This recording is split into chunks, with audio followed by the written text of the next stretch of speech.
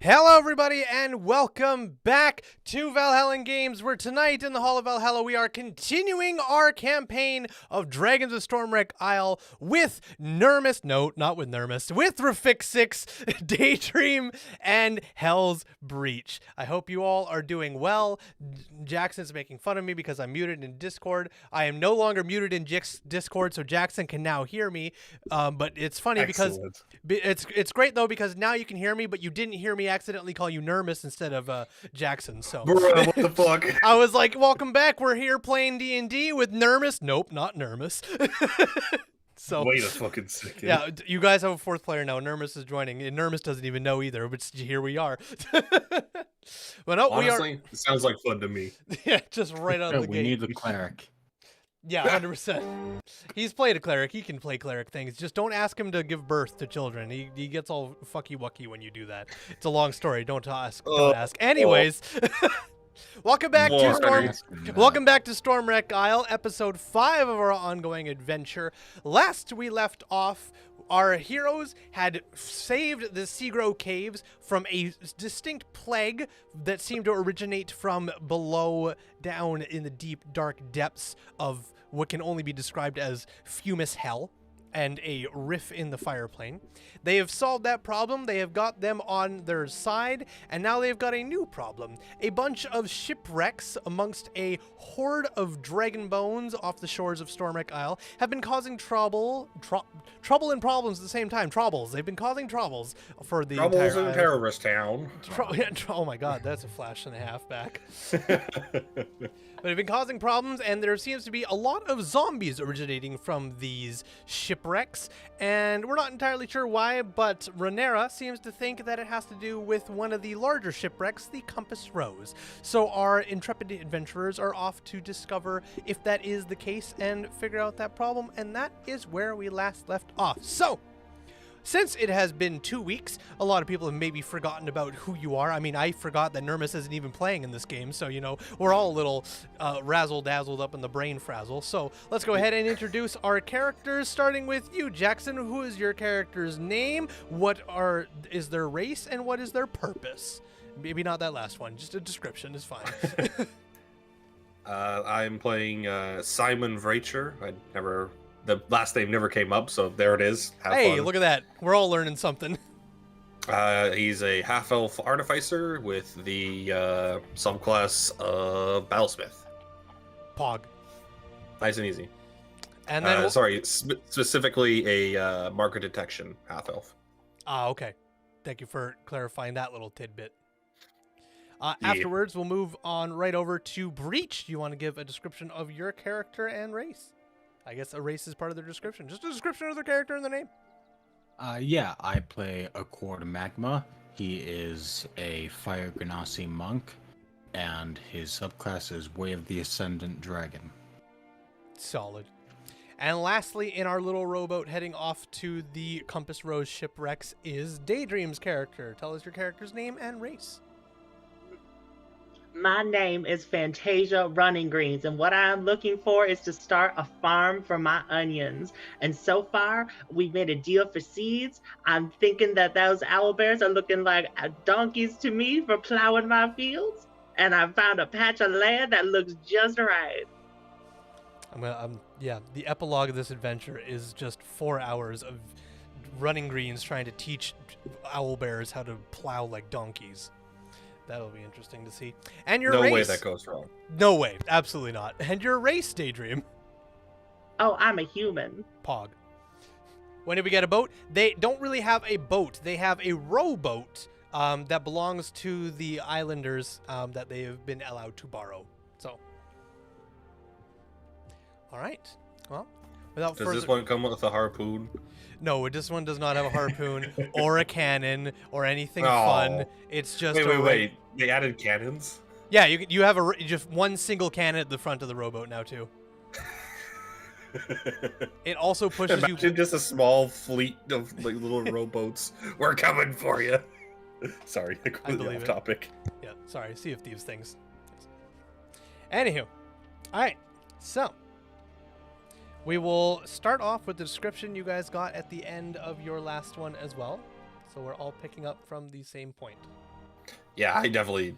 It's been a little while. I do not remember the description other than big boat, big bones. Yeah, don't worry. It's okay. I got you. If I recall, they belong to an ancient gold dragon. Yes, an ancient gold dragon had a terrifying battle here many, many, many years ago, lost and died along the shore. Its bones jutting up out of the water still in place, which is the cause for all these shipwrecks.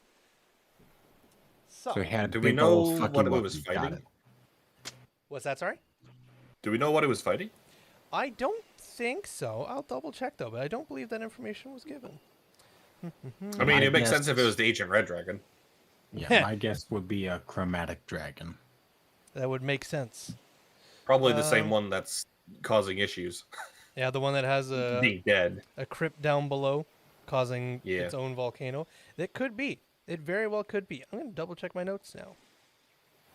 I don't know. That's just like something completely irrelevant for right now, but still cool to know. Because not a whole lot of things in the world could take on an ancient gold dragon and win. So here, I'm going to literally tell you exactly what the book tells me, the dungeon master for prep. Mm-hmm. Ever since the violent death of a gold dragon on the rocky shoal of Stormwreck Isle, the bone-strewn rocks have been the site of many shipwrecks. That's all it says. Man. So I don't know. I could have come up with something on the fly, but I didn't want to be fucking actually later by myself. So I'm just telling you exactly what the book tells me. The book tells me that a gold dragon suffered a violent death. It does not tell me from what. If it tells me later and I've since forgotten, there will be a reveal to all of us. But for now, I don't know. My guess would be an ancient red dragon. It would make the most sense the from only what you guess guys I have. have. It would make the most sense from what I mean, all collectively learned thus far. So, but it Really is also bad comic. it's also very possible that it tells me later in the book, and I've read it and I went, oh, cool, and I've since forgotten. We'll find out together later. A really bad tummy ache. That's what he died of. I mean, yeah, there was a violent death. There was more than bones coming out of that body. That's for sure. Anywho, so as you guys are rowing along towards the boat, let me get some proper atmospheric music for you all. Send that my way, too. You want the same music? All right, you got it. Hell yeah. Pog, let me get you something.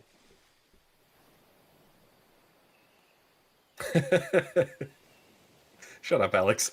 The DM never forgets. I remember everything, always.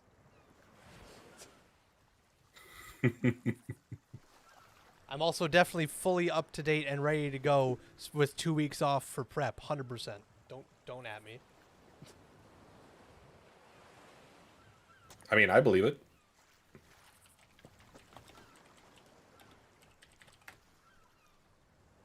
Just a fair warning, I'm still a little sick, so I'll probably be muting myself for a lot of the time. That's okay. As long as you unmute yourself when you need to talk, that is what's important. You got it. Yo, well done. So, oh, this is going to fuck up everything. I'll just do it this way. All right, yes, the overlay's fucked. Don't worry about it, chat. It'll get fixed in a moment. So I'm listening to a combination of this for anyone who's interested on what I'm both listening to and streaming for audio.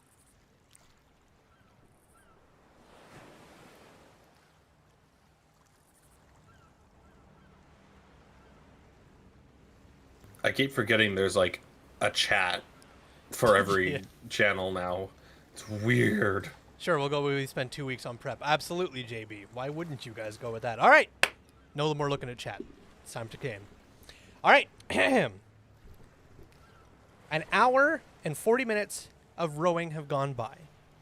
It is still fairly early in the morning. It is maybe just past 10 a.m. at this point. The sun has not quite reached its peak, but it is approaching, and the shadows that it casts are getting shorter.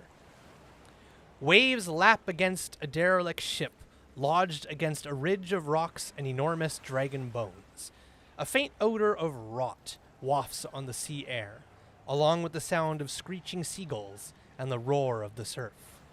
A tangled mess of tattered sails and rigging hangs off the starboard side of the main deck. offering one possible way to climb aboard. At the stern, you can make out a gaping hole in the hull beneath the waterline. You guys are about 30 feet away from the wreck of the Compass Rose as it towers above you, casting its own shadows upon you as you approach from the south. What would you like to do? Also, who's on the oars? It is a small person boat. You only need one person on the oars. I'll be on the oars. All right. Then you are in control. What would you guys like to do? You have potentially two possible entrances, or you could do something else entirely. The world is yours. I would like to blow a hole in the side of the... You got it. You want to enlarge the hole that's already there, or make a new hole? I'll go with adventure. I'll make a new hole. I'm just kidding. I don't think I have anything that actually can. Just firebolt. Yeah, that would work really well. Set it aflame. Job's done. Oh, there's nothing else we can do here, boys. I did all I can. Alright, so we can swim below deck. We can climb the sails off the side to the top of it. I mean, I don't fancy a dip myself. Too much can go wrong. Agreed. Fantasia? Lord, so if I go down and there's no other way to revive me, just throw some water on me and use your lightning fists. If I go down in the name of battle. I don't know if it works like that. Listen, I'm a big proponent for the rule of cool. We'll cross that bridge if and when we get to it.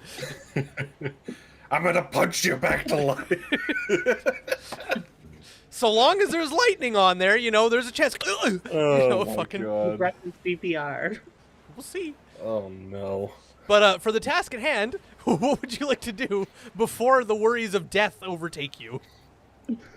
So is it like on the beach or is it like in the water, like on bones? So it is in the water, but the water itself is, it's not like super shallow, but it's enough that effectively, how do I explain it? If you were to get off the rowboat, the water would come up to your nose.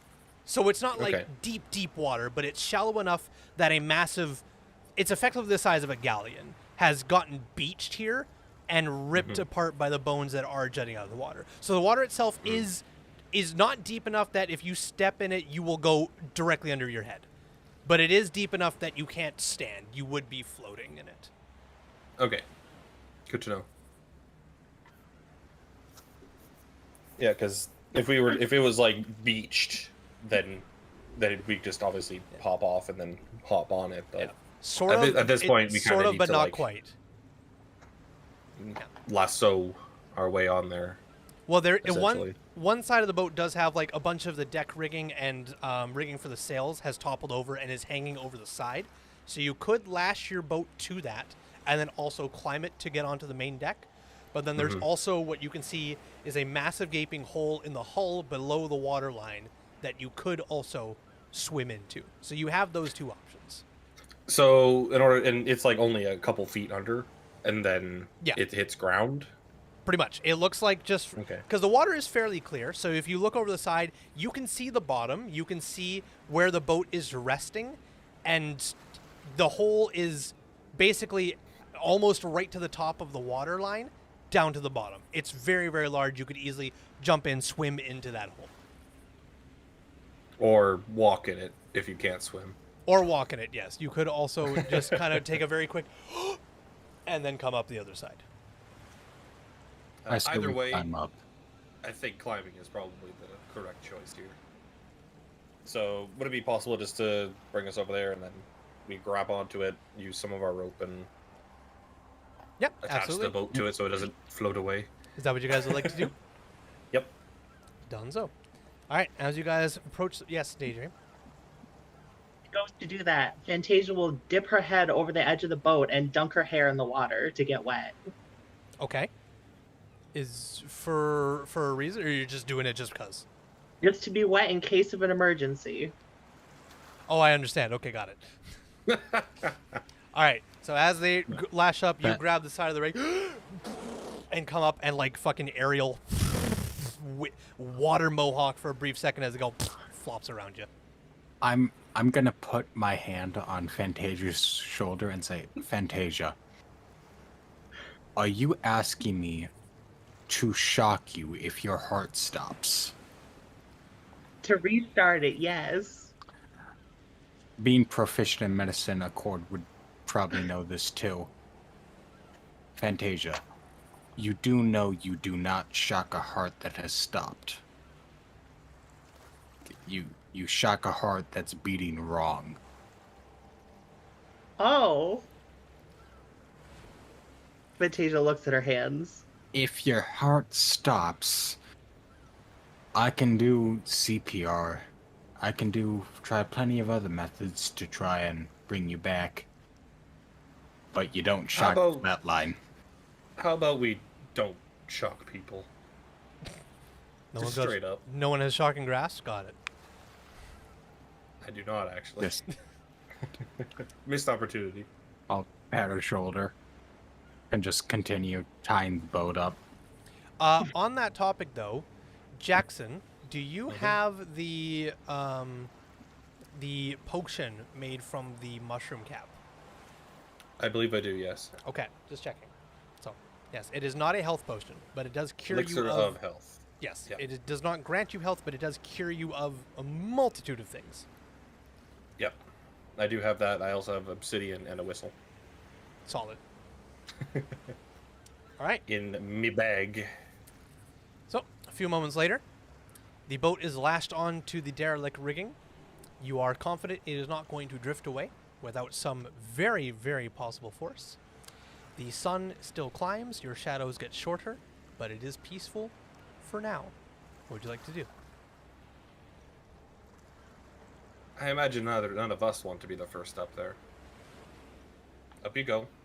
Motioning to the mechanical mantis. Oh, okay. The mantis and begins climbing up. I'll climb up and follow the mantis. Alrighty. After Accord? Or are you guys both waiting down below for reports? See anything up there? As both of you breach the top deck, the moldering wood of the deck is slight with algae and seawater. Amid the tangle of rigging, splintered railings, and stray seaweed, you spot boots, bones, and bits of gore that seem considerably more recent than the wreck of this ship. Stairs lead to upper decks at fore and aft, and doors lead into cabins under those decks. The main mast remains intact and mostly upright, topped with a crow's nest overflowing with debris. A staircase near the mast and a large hatch on the port side both lead down into the hold.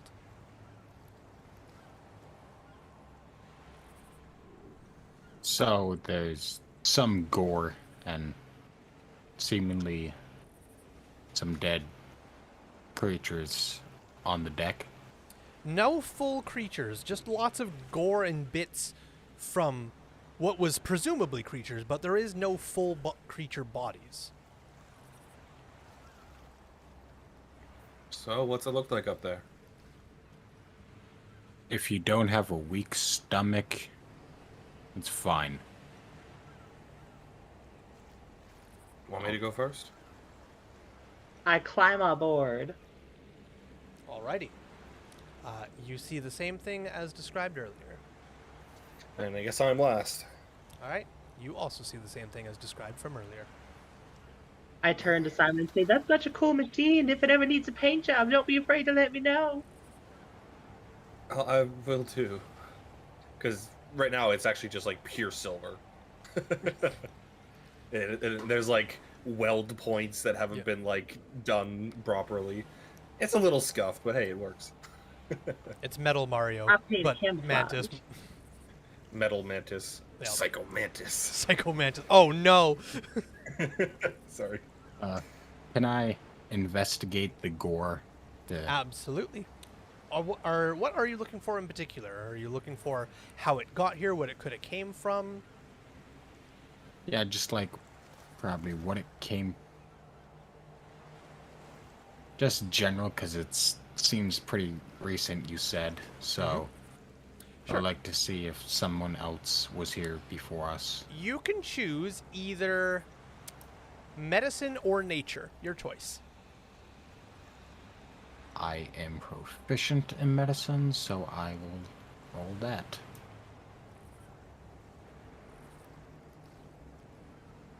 12.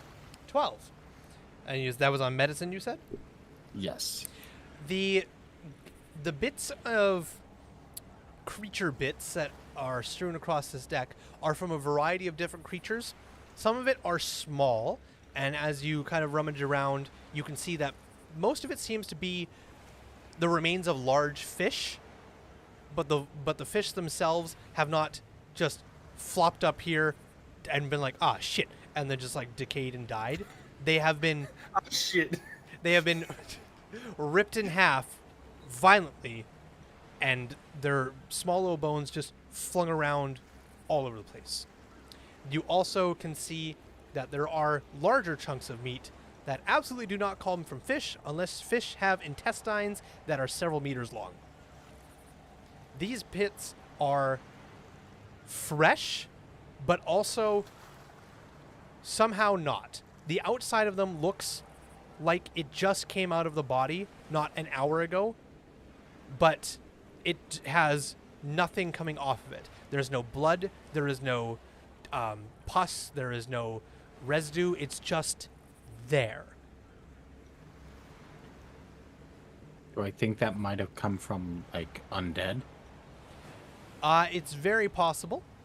You can roll a history check for possible more information. So, is there any holes in the top deck? Or is it complete? The main deck itself is, from the first look of it, it looks fine. There is a couple of, excuse me, there's a couple of hatches that go down below deck, but there's no, like, debris holes or anything. Okay. But there are hatches with ladders that do go down. That is a 14 on history. 14 on history. It very well could have. It seems to match the type of skin that the zombies you fought earlier in your adventure here, whereas they were very much dead. They very much still had skin on them, but they weren't bleeding or anything, and the skin was still intact, if not maybe a little bit gray.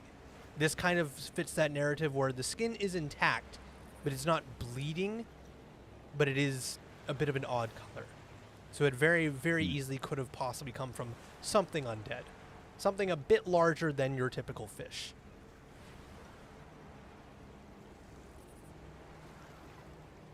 So, on each side, there's doors going into the front and the back of the boat, essentially? Yes, at the front of the boat, there is what looks like two separate caverns, one on your left, one on the right, and then on the back, it's the exact same thing. Two separate caverns with a doorway on your left and your right. Oh, excuse me. Ooh. Ooh. So yeah, you have four doors, two on the front, two on the front. Or two on the front, two on the back. And then you also have one hatch right below the main mast that you can lift with a stairwell going down.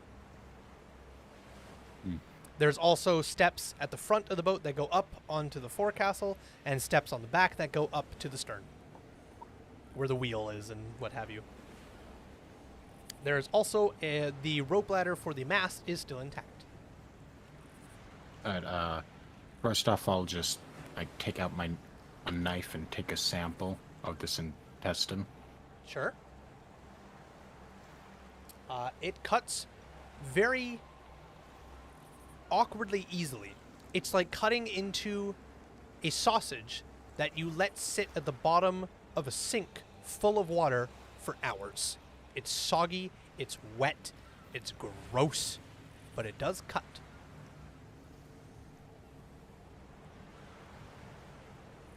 Okay. Oh. Alright. We got 4 options on this deck, or we can go up the stairs to whatever awaits us up them. I mean, we I could take think- the doors one at a time.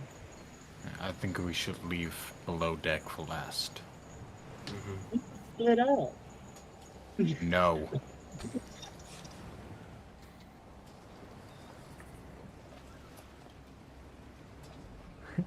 Hardcore would just look at Fantasia.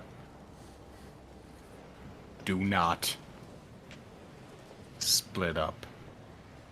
Okay. Those have been the last words of so many corpses.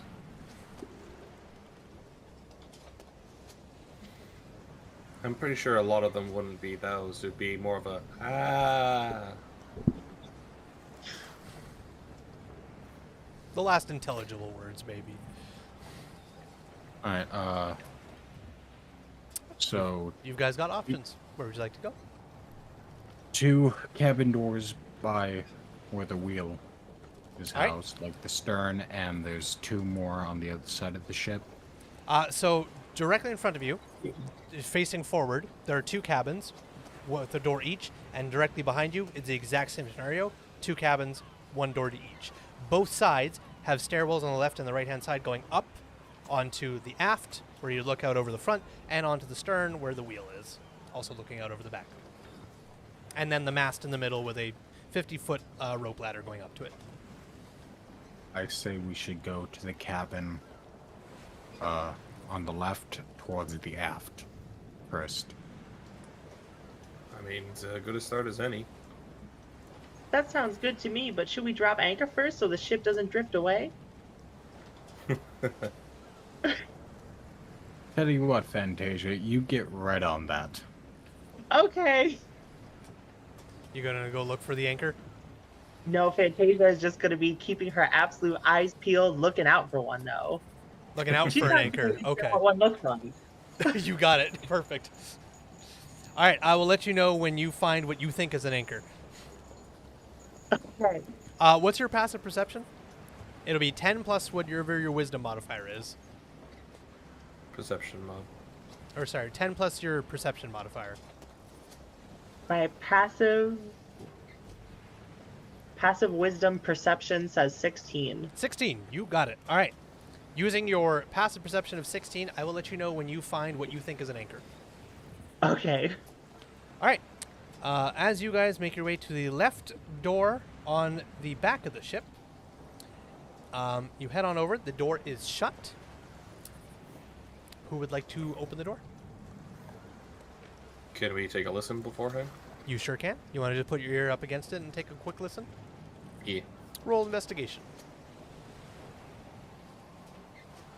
We roll a disadvantage, boys. Oh, You have disadvantage on investigation? I have 1 point of exhaustion. Oh, that's right. I rolled the same thing twice, so 13. Nice. As you take a quick listen on the door, you hear the groaning of the ship kind of as it ebbs and flows slightly, settles in the sand. You hear nothing else.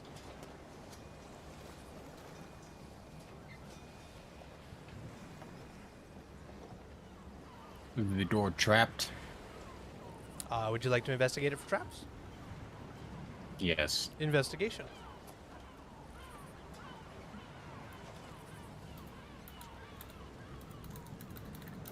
Ah, 4. 4. Yep, it's door. It is absolutely not trapped. It is just shut.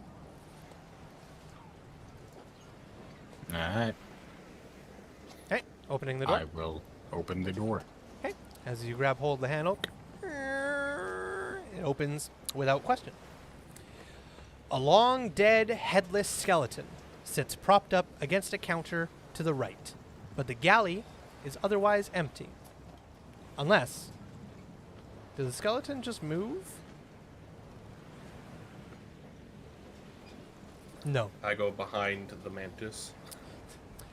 As you begin to take steps behind the mantis, small, harmless crabs begin crawling over the skeleton remains, causing the illusion of movement. The galley is otherwise empty. Nothing interesting. Doesn't seem to be. Lots of very, very long gone, rotten old food, a headless skeleton, and the occasional small little crab just kind of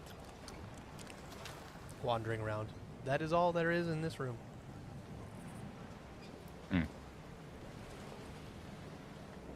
Does the skeleton have any markings or clothes denoting some type of officer rank for the ship? It has the bare necessities of what can only be called a caveman's rags. Anything else that would distinguish it in any kind has since deteriorated away long ago. Onwards to the next one, I guess. Which door would you like to go to? Or would you like to go up onto the aft or stern? Or down? Or up the mast? Probably just to the door on the right. All right. Anything else you guys would like to do, or are you just heading over and... Can we listen at this door too? You sure can. Roll investigation.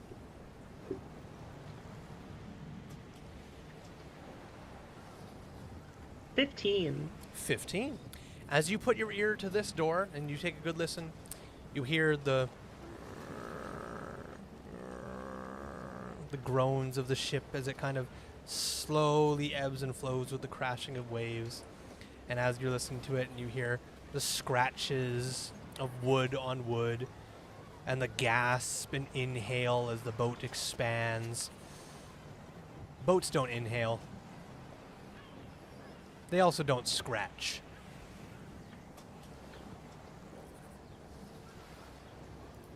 Oh. Sign languaging. And I just Unintelligible. look at the door and point at it. You hear something in there? I think so. Step aside. Okay.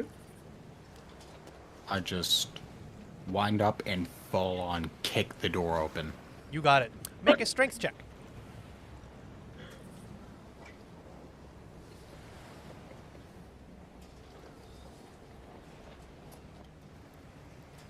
$18.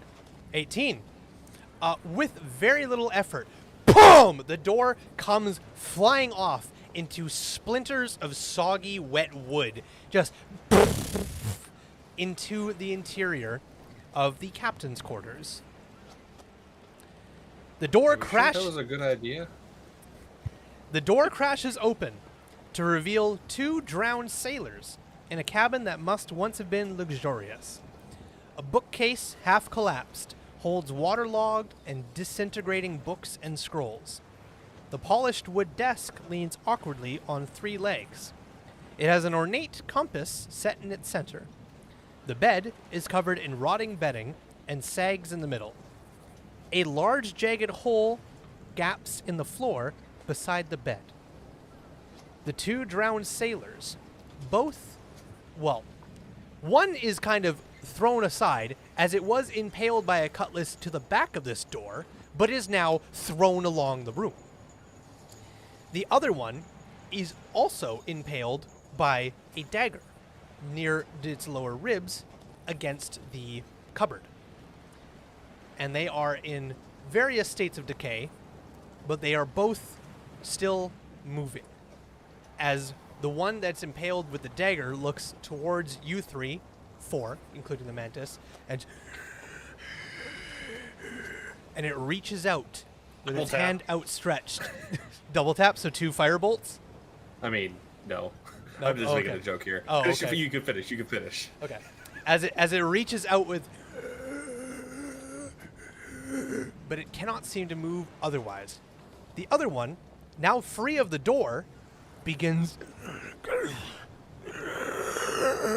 and starts crawling along the floorboards towards you. What do you do? Now double tap. I'll shoot the one if I can, if I'm able to get a good line of sight.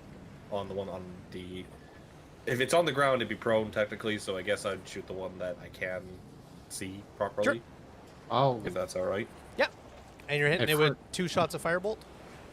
I can only do one per round, so I'll just do the one. Oh, I thought you had 2 at this level. Never mind. All right. Nope. You got it. Fire off the firebolt against the one Oh. seated upright. Go ahead, Breach. I'll put my arm in front of Simon and say, just wait a moment. This is why we're here. Fantasia, anything you're doing right away?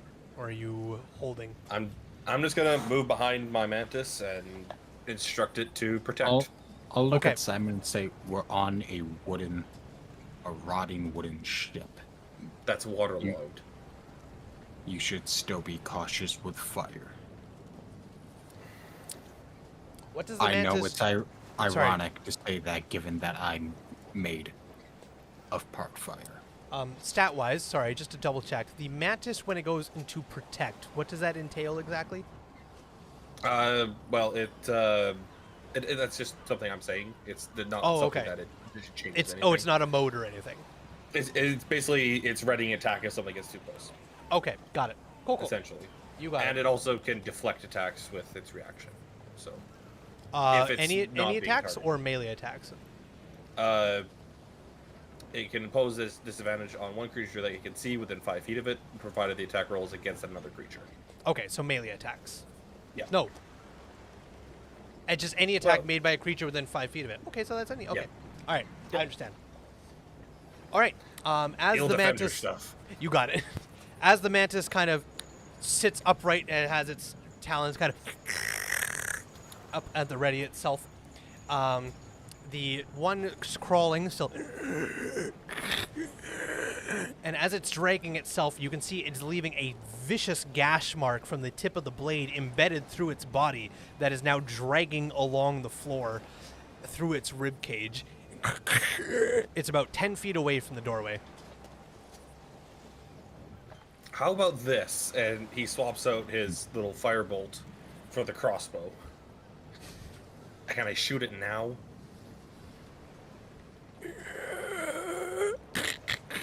It's slow. Why waste ammo? You have infinite, it's fine. Wait. Wait, wait for it to crawl out of the cabin.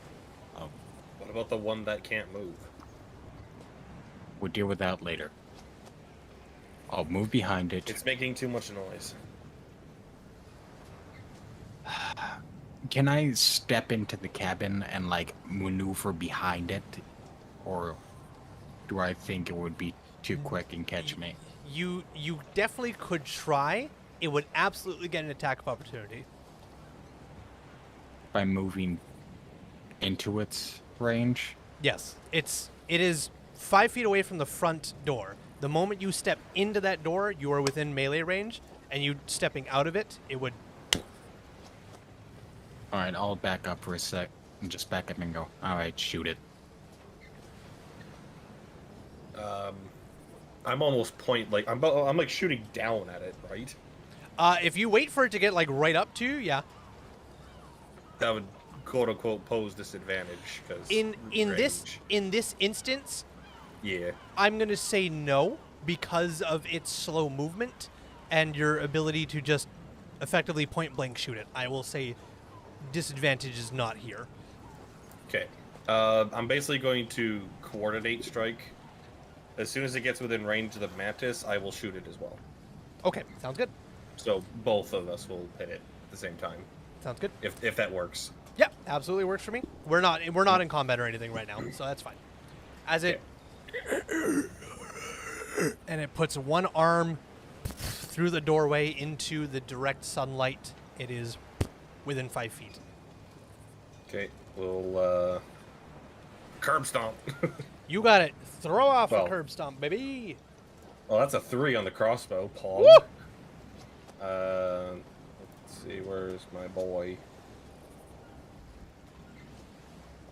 Oh no, my boy.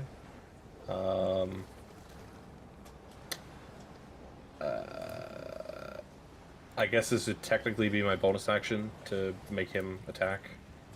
Okay. There's nothing I can do to press it, so I guess I just have to roll it manually. All right. So,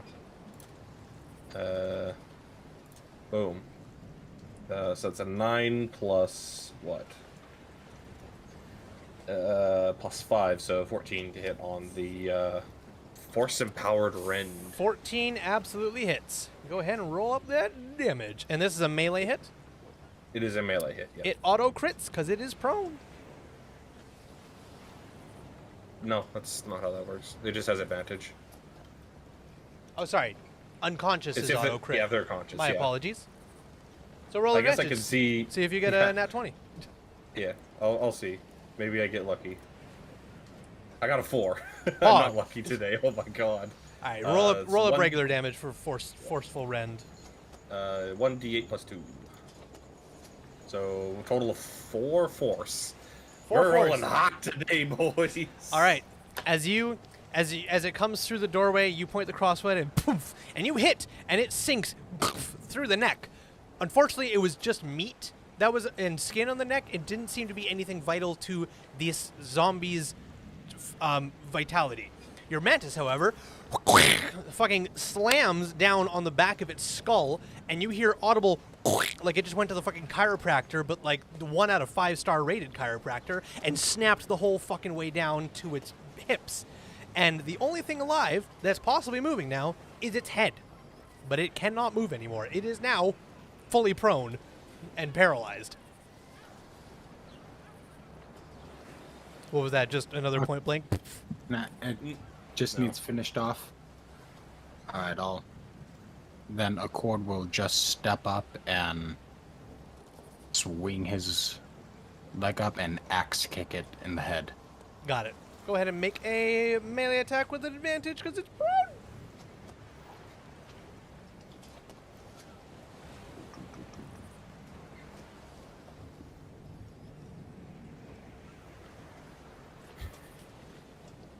We are not rolling great today.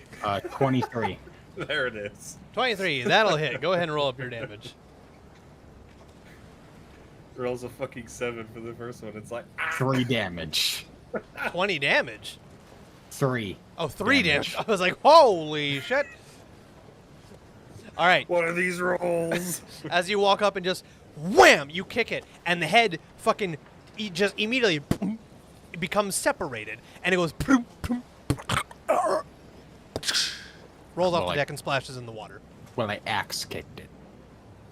I don't know the meaning of the word. You know Like you that brought your thing- heel down onto it? Yeah, where they swing Oh, the foot in the air and slam their heel gotcha. down. Okay, never mind.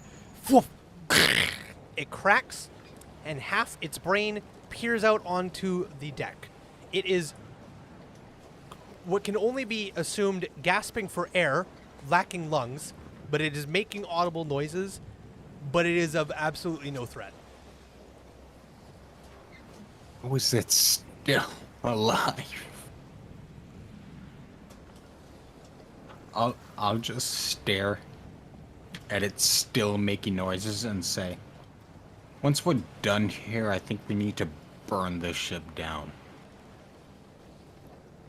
Oh, so we couldn't do it while we're on it. he does says it, but he's absolutely like not serious at all. I will look at Simon and say, be my guest. I'll be fine. I don't know about you, though. Yeah, I could swim. The other one in the cabin is now beginning to grab the cupboards around it and attempt to hoist itself off the dagger. How do you want to deal with him? Range is fine by me. Ka-tunk! Take a shot. Let's see if it actually does nothing. A 10 to hit. Wow. 10 will hit. What are these rolls? A 10 hits, it's fine. 8 piercing. We actually got a decent damage. Let's go. There you go. This, as you aim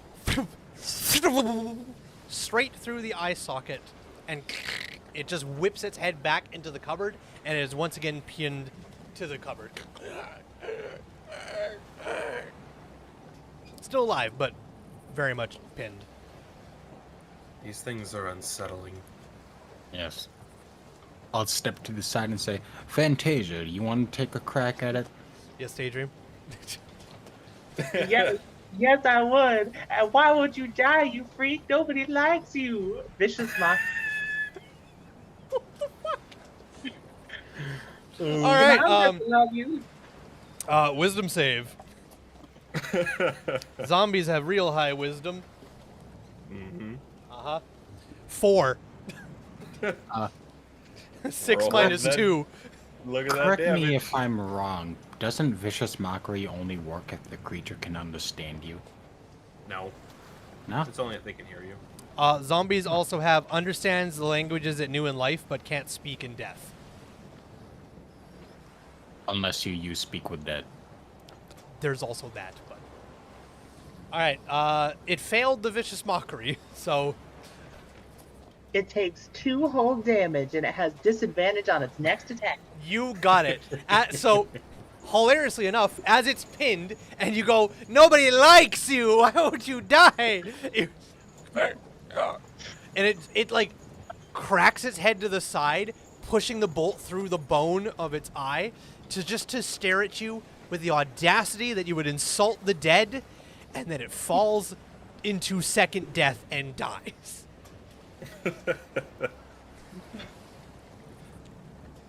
It had 10 hit points. It's dead. Any bets on how many of these things we'll find? I'm gonna guess at least 10. If we can group them all together, I know this great spell. I used it on a fire stake. Yeah. Sounds good. Remind me what spell that was. It feels like it's been 2 weeks since that day. Even Lamau. though it was yesterday. Spell called Shatter. Ah, yes, I remember that spell. It does thunder damage, so not useful in water. If only it did lightning. Then I could resurrect all of us at once. You want to see heaven? That-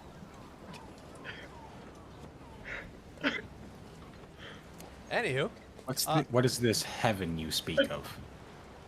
It's a plane I read about. You- There's a you lot of mean naked people there. Do you mean the It wouldn't- celestial plane? It wouldn't happen to be full of onions, would it? I was thinking the same thing. It's just roaring. It's just like take the artwork from a Magic the Gathering Plains card and just fill it with onions. It's just the roaring plains. And apparently naked people, according to Fantasia. Onions blossom like flowers. So too shall we. And I walk off.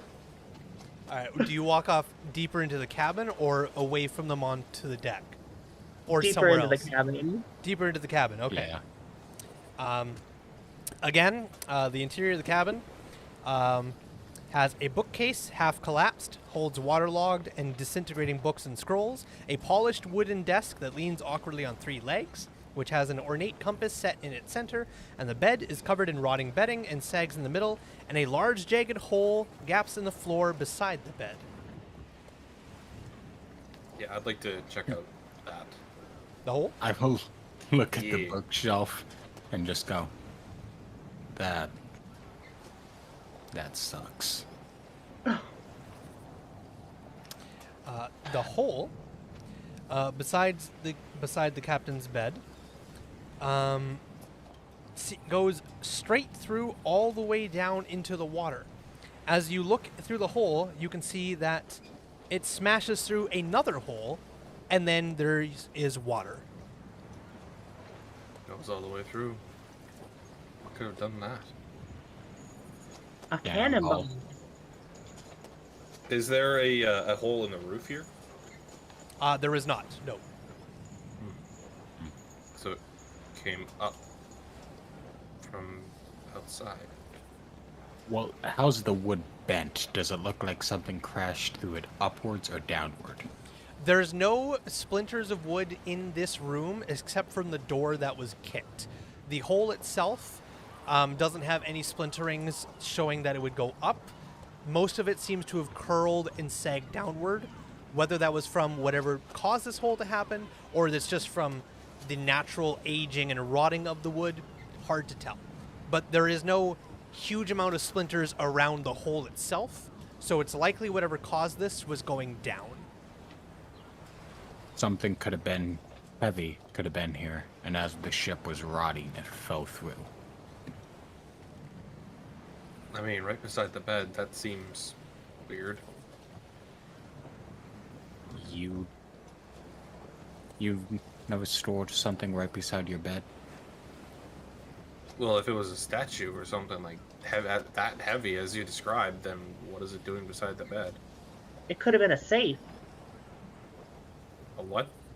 A safe. Do safes exist? They're commonly referred to as chests. Oh. But the same principle applies. I mean, perhaps, depending on whatever was on here. Worth looking into after we're done, I guess. Did I see any movement down there, or no? Down through the hole? Yeah, down on any of the decks that I went through. Make a perception check. Oh boy, here we go. We'll see more of it when we go below deck later. Pog, we got a 5, boys. A 5. You don't see much. You see debris of wood, some barrels floating in the water, but the seawater obscures the floor and sloshes against the hull, and you just see decaying crates and barrels are scattered around. That's about it. Well, maybe whatever was here is what's causing all of this. Who knows? What about the compass? I will look at the compass. All right. The compass is set in the desktop, but it seems like it possibly could be pride-free. Is it a nice compass? Is It's there decent. any other map tools on this desk? If there were, they have been long whisked away by the elements. The only thing on the desk is the compass that is inlaid into it. The compass itself it's decent looking. It's nothing next level groundbreaking, will fetch the highest price at an auction, but at a quick glance, could maybe 20, 25 gold for it. For some people, that's a lot of money. For others, that's chump change. Entirely depends on the market. Though, possibly, if you bring the story with it, could fetch more. History tied to it and all. Okay, give me a second. I gotta think what a cord would do. Fair enough. While you think about that, how about the other two? What would you guys like to do while you're here in the captain's quarters? I would like to look down the hole. You got it. Doing the same thing as Simon, just taking a quick glance around, see if you can see anything of note. Yes. Go ahead and make a perception check. You can roll Natural better. one. Natural 1. Oof. It's dark, it's wet, and it's barren. You see planks of wood There's adrift in the water, and that's it. There's a lich down there. I know it. Oh, God. Yeah, a cord would try to pry the compass free. You got it. Not for, like, money or anything, because he doesn't really care about that, but he does have the hermit background, so history is something he's also previewed in. Fair enough. As you take a look at the compass and you begin to work around the best way to pry it off, it doesn't even need prying. As you begin to work at the compass, it twists and unlatches and comes right off. As if the way this table was made, you could insert a multitude of different things into this, or just any type of compass that you'd like into it. It just slots in, twists, and it's in. It looks a bit funny outside of the table because it has this metal ring with 2 juts sticking off of it for sitting in the table, but the compass itself is nice, and those wooden circles around the compass could easily be either just taken off or otherwise. But the compass itself, it's quite nice. So it looks like something else may be able to be inserted here if we had the proper thing to do. Yes, but not as highly detailed as you're thinking. It looks like it's just meant for this compass to sit in, and then if anybody needed the compass outside of just using it at the desk, they could easily just take it off the desk and take it with them. And then when they were ready to do more intricate planning, put the compass back in the desk. The desk itself doesn't look like it has multiple drawers or secrets or even like enough width to hide things.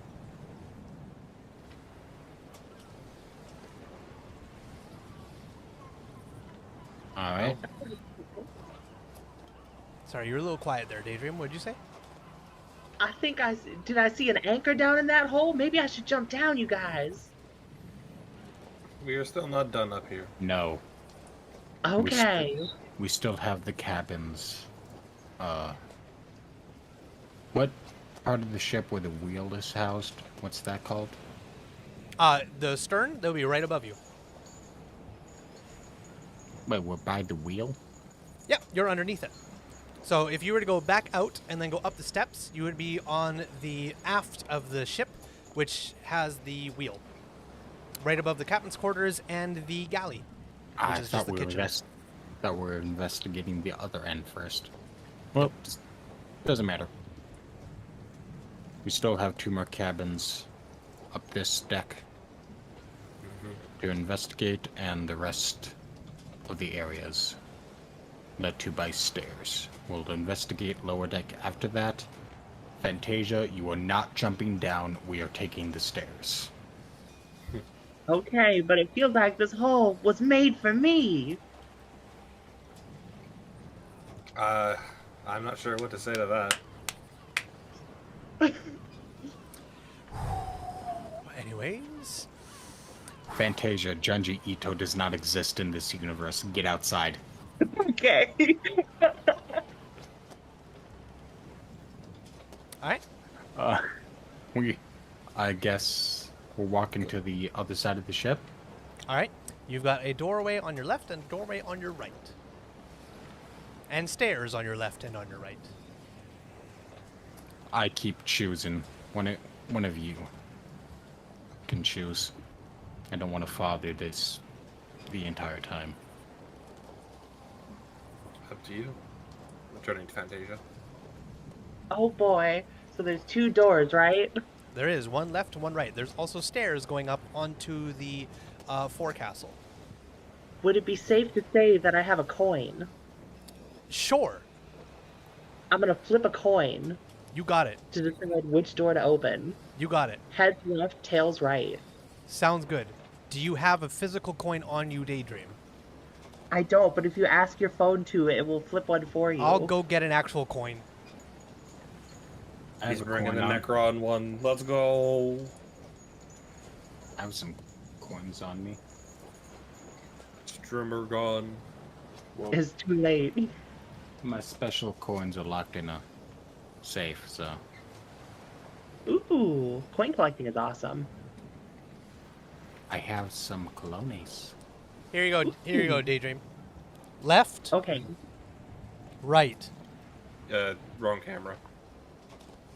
Left. Sorry. Stream. Left. Right. Players. Left. Right. Hey, you better put the Necrons as right. Left. Left. Alright. Left it is. Walk up to the left and listen to the other side. Make an because that's investigation. proven effective.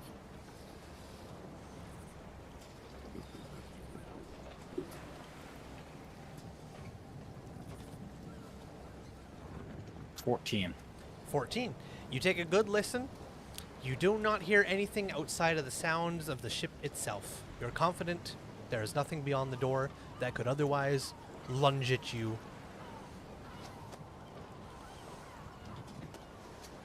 Doesn't sound like there's anything in this one. I will open the door. You got it? 6 double bunks line the edges of this cabin. Personal effects are strewn about the room, and a faded painting portrait hangs on one wall. The portrait shows a young couple smiling and embracing. There are words written across the bottom, but you'd have to get closer to read them. Anything in the bunks? Anything in the bunks, you said? Mm-hmm. There's just small personal effects. Nothing of major note. I will step into the room cautiously and approach the painting. Sounds good.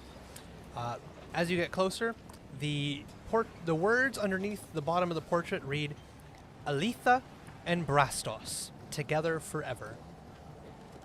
The black-haired woman wears a sailor's uniform, similar to the tatters worn by the zombies you fought at the beachfront of Stormwreck Isle, and from the two in the captain's quarters. The blonde-haired man wears a merchant's fine clothes.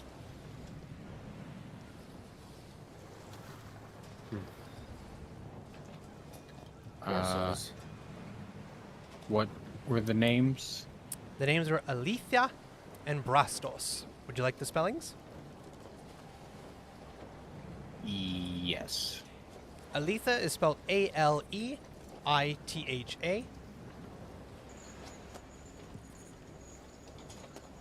thank you. And Brastos is spelled Brastos.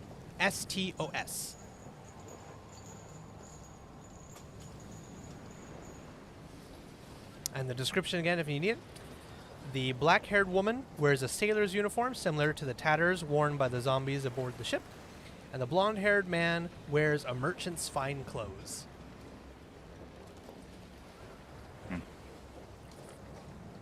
You mentioned this ship's name. Do we know if what purpose the ship had? Was it just a merchant vessel?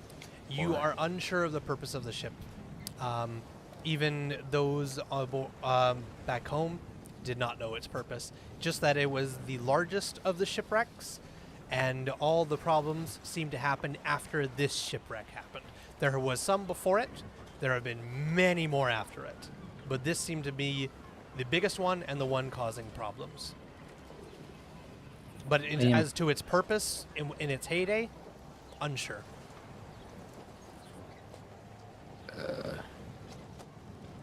Nah, I'm proficient in history, but I'm pretty sure I wouldn't know what some random ship's purpose was if it's just... Unless you had the sailor background, you would not be able to roll for this, no. Nah, I have the hermit background. Alright. I'll look at the others and just think. Last one, I guess.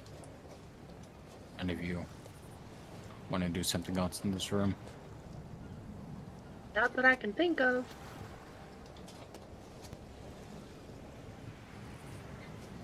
To the next one, I guess. Can I try to find if something's hidden among the bunks? Sure. Roll investigation.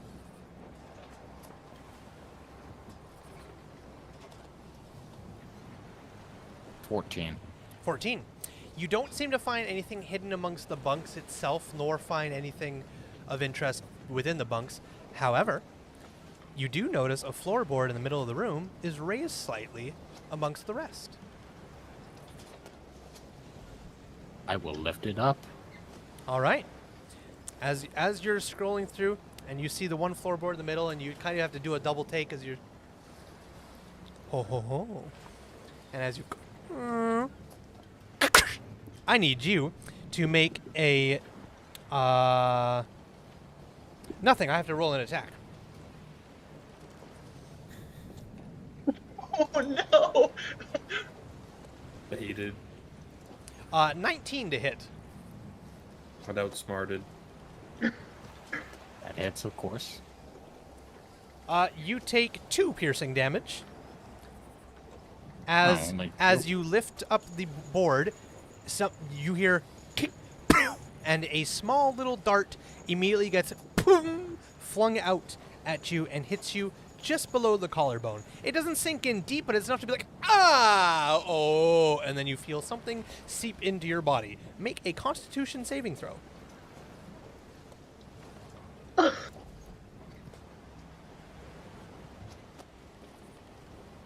10. Ooh. 10. That just fails. Unfortunate. You take a total of another 2 Goodbye, points. dice. 2 points of poison damage. Oh, Okay, that's that not could have been bad. a lot worse. It could have been. That's not bad at all. The piercing is a D4 and the poison's a D6. It could have been way worse. Oh yeah. But as it kind of seeps in, it just you grab it, and the damage is already done. And you can as it ping, ping, ping, and you can see that this trap is a one-time trigger, and it has been cast. It cannot activate anymore. However, immediately after you get over the anger of being poisoned and hit with a dart, you see a massive sack of gold below the floorboard.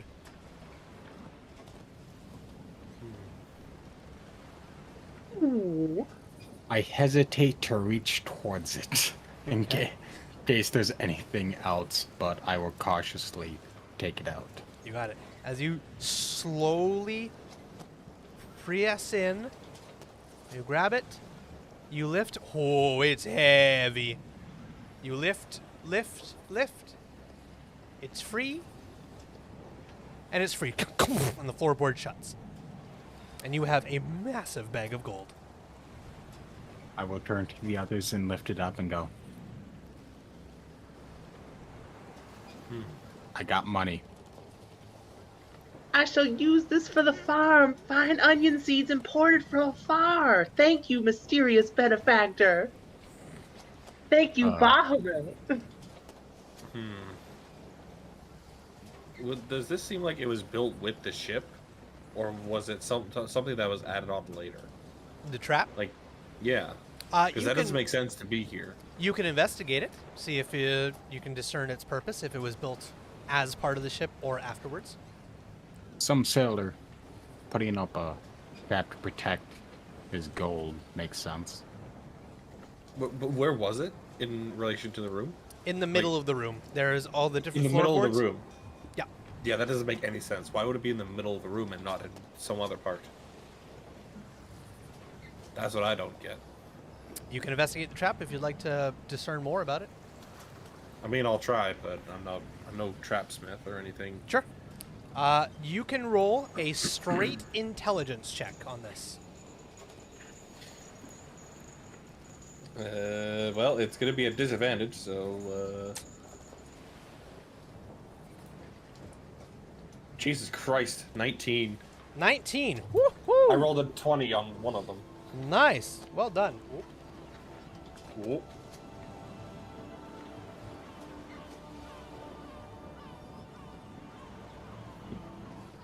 Be rolling better with disadvantage than I do with advantage. What the fuck? What is this? What are these rolls? RNGesus smiles upon you this day. Just wait till we get in combat. All these high rolls will bite you in the ass and you start rolling like dog shit. Like I have been.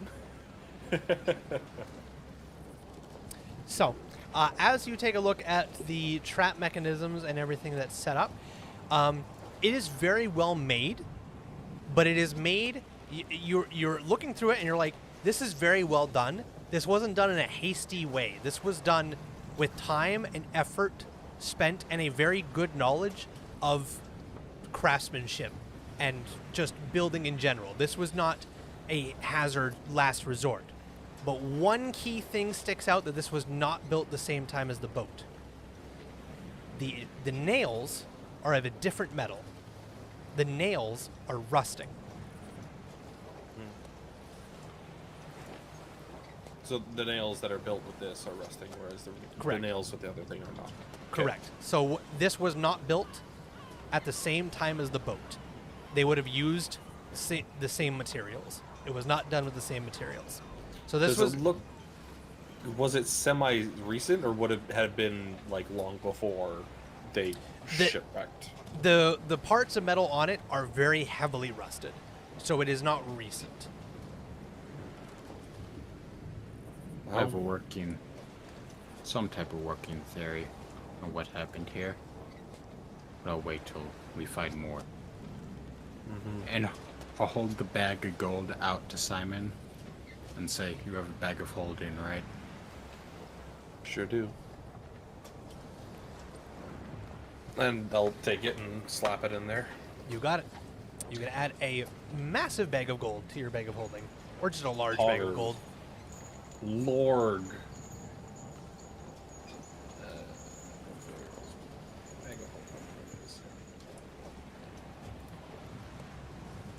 You doing okay, Daydream? Oh, yeah, sorry. Okay. It's all good. Just wanted to make sure you're not going into, like, fetal position or anything. No, I have to go to the Can't bathroom sleep. really bad. Oh, okay. Eat me. Got it. Are you able to hold for the last door, or do you want to break now? I can wait. All right, we'll do the last door, and then we'll take our break. On to the last door then. All right. Opening the door straight away. I will slap my face against it. You got it. Clap. Listen. Investigation. Hello. 15. 15. You got it. Give me 1 second here. So, as you take a listen to this one, you hear nothing more than the sounds of the ship. You're confident there is nothing beyond this door. All right. Crack her open. A long table makes up most of this cabin's mess hall, which must have served. Wow, I read that horrendously wrong. A long table takes up most of this cabin, which must have served as a mess hall. Decaying chairs are scattered about, and broken glass and crockery litter the floor. There seems to be nothing else of interest to find here. Your last two options seem to be the crow's nest above and the cabins below. You've been really pushing the crow's nest here. I'm just making sure you guys remember all your options. That's all. I'm just letting you know that ladder works. It's fine. All right. Definitely not trapped or anything. I You just have both ends of the ship that the stairs lead up to. Probably nothing there, but they're worth checking out. Yep. Watching our backs, essentially. I can only imagine what awaits us underneath. And you said there's nothing in this room but a long table and a bunch of broken That stuff. seems to be it. It's a long table, A lot of decaying chairs. crockery. Yeah, that's what it says. Crockery, decaying chairs scattered about, broken glass, and crockery litter the floor. We're PG-13 here. How dare you? Alright. It doesn't seem like there's anything in this room. Honestly, Alright, so we're done with that room. I consider that a plus at this point. All right, so you have the hatch going down to the lower decks, and the crow's nest with the 50-foot rope ladder. Whatever you'd like to do, or something else entirely. Go up the stairs that were in here. Yeah. Sure. You want to just go up onto the aft, Yep. or to the front? Yep. All right. As you guys climb up onto there,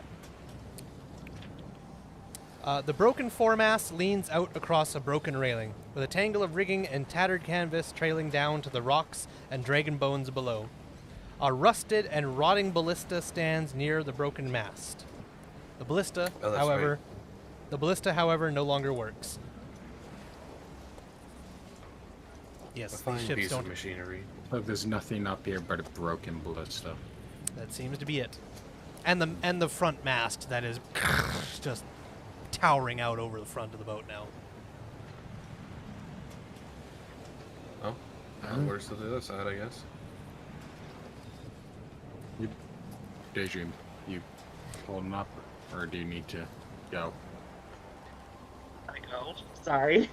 All right, we will reconvene as you guys climb up to the quarterdeck with the remains of the ship's wheel askew. We will return there in a moment.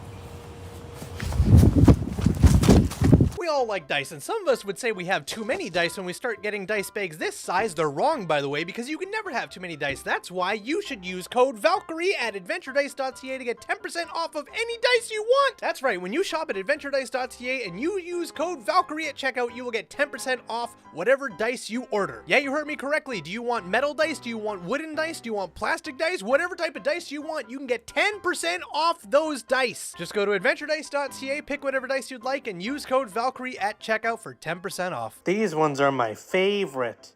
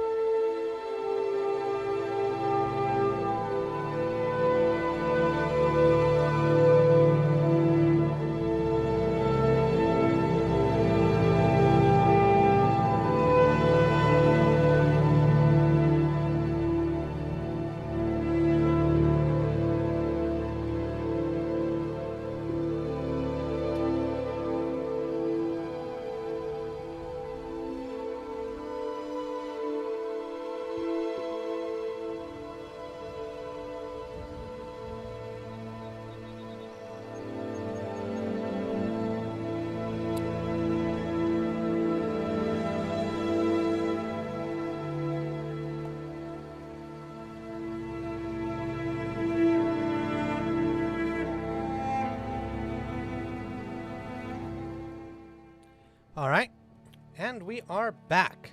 Welcome back, everybody. Hope you had a good break. As we left off, you have all gone up onto the stern castle. Or sorry, the forecastle, my bad. The broken foremast leans out across a broken railing. With a nope, that is the forecastle. I am all fucking twist around. The quarterdeck, there we go. The splintered remains of a mast jut up from this rear deck like a broken spear.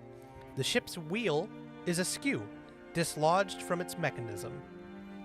The wheel bears the name of the ship, Compass Rose, engraved and inlaid with Mother of Pearl, though its wheel's current position in the name is upside down.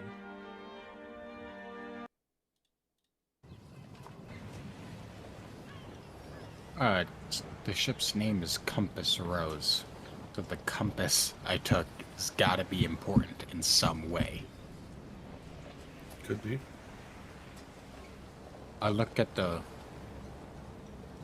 I know this is a long shot, but I look at the mechanism the wheel detached from. Does it look like the wheel would fit in that table? At a very quick glance, no. There's no possible way. That table was like the size of like a regular computer desk table. This wheel is like this fucking big. There's no way. Absolute unit. The name? Yes, Daydream? Say that there was a border of inlaid mother of pearl. Yes. Okay, so I have painter's tools. I'm gonna take a palette knife and I'm gonna start chipping that mother of pearl to try and take it for arts and crafts later. Okay. Fair enough. As you take a little vial and start scraping it away. You got it. It'll take you a little bit of time, but I'll let you know when you've got majority of it. Well, she's doing that. I actually want to go down to the captain's quarters where we killed the 2 zombies. All right. Easy enough. I look at the captain that was pinned to the wardrobe. Yep. Does it look like it had black hair, or is there anything on it that would resemble that it's the woman from the painting? If there was, they have long since decayed and gone. There is no resemblance of either the man or the woman on this skeletal mass of bones and flesh. The only similarity is that it wears striking, similar uniform, but every one of the people that were on this vessel would have worn the same uniform. Other than that, no way to tell if it's the same person. I know this is an even bigger long shot, but the other zombie that we totally eviscerated, it looked like the man? Similar situation. It could be anybody. It could have been anyone on this boat. Does it look like it had merchant clothes at all? No, it definitely did not have those fine merchant clothes. It definitely was wearing sailor garb. Alright. That you know for certain. I'll go back up then. Alright. Anything else up here that's interesting?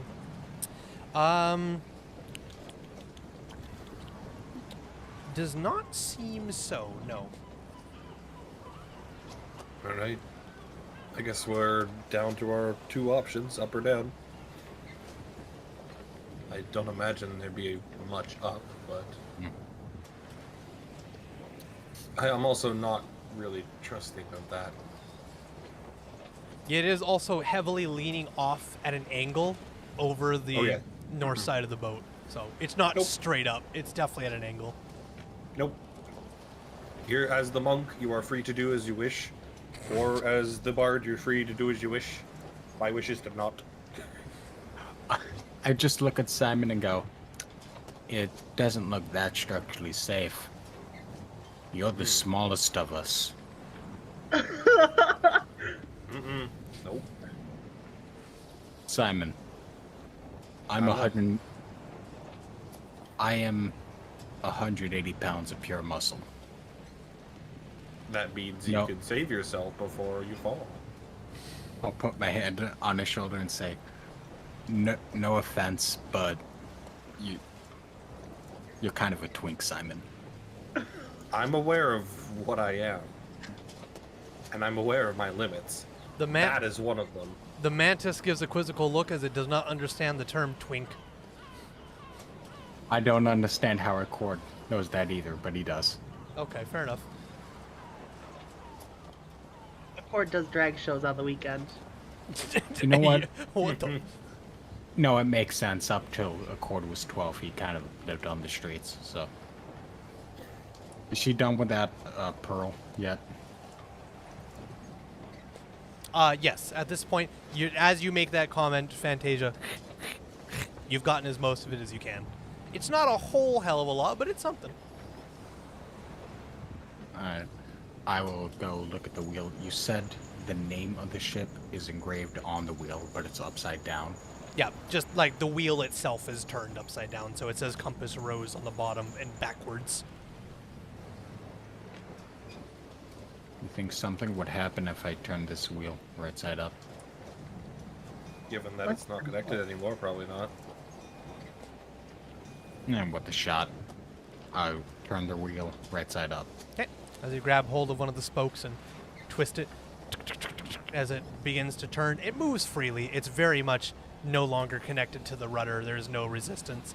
And as you turn it and the name comes upright, it snaps and begins to fall. Make a dexterity saving throw to catch it. Unless you don't want to catch it. Kind of heavy. I'm not gonna like fully catch it. I'll just try to set it down easier. Fair enough. Still dex save. So it doesn't crash through. Dex save. 12. 12. As it snaps off of its hinges, you catch it kind of in your arms and just bring it slowly around as it just taps the boards, but does not crash through the boards. Okay, I'm gonna set it down and stand up. Well, I don't think anyone's driving this ship anytime soon. Probably not. I'll look up at the mast. It's tall. It's 50 feet high. And it's not Be straight my up. guess. It's at an angle. So it goes up over the water. So it's not really more of a like a climb as it is kind of like a crawl up the ladder. Any volunteers? I'll go. Fortune favors the bold. So does Avandra. Hold on, give me a second. I gotta check if monks have slow fall at this level. I know Level they get 4. it at some Level point. 4. One more, you'll get it. Uh, I mean, if you force yourself to go into the water when you fall. and at level 6, I get wings. Well, we won't be getting to that point unless something goes real south. Yeah. Or good. I will check the mast out last. All right. So we have both Fantasia and Accord going towards the mast. I said we check out last. Let's check below deck first. Agree. Okay. You're gonna leave the mast, Fantasia was Fantasia? totally about to climb it. What was that? Sorry. Fantasia was totally about to climb it. She wasn't listening, but I guess she's gonna follow along now. Okay. I mean, if you want to do it, that's entirely up to you. I'll be patient, as I am with Bahamut's. And then Fantasia will giggle to herself. All right. So, down into the lower decks you guys go. As you guys lift up the lower deck hatch and begin to head down below. The descent. Is it stairs or is it like a drop? No, it's stairs. Ladder? Okay. All right.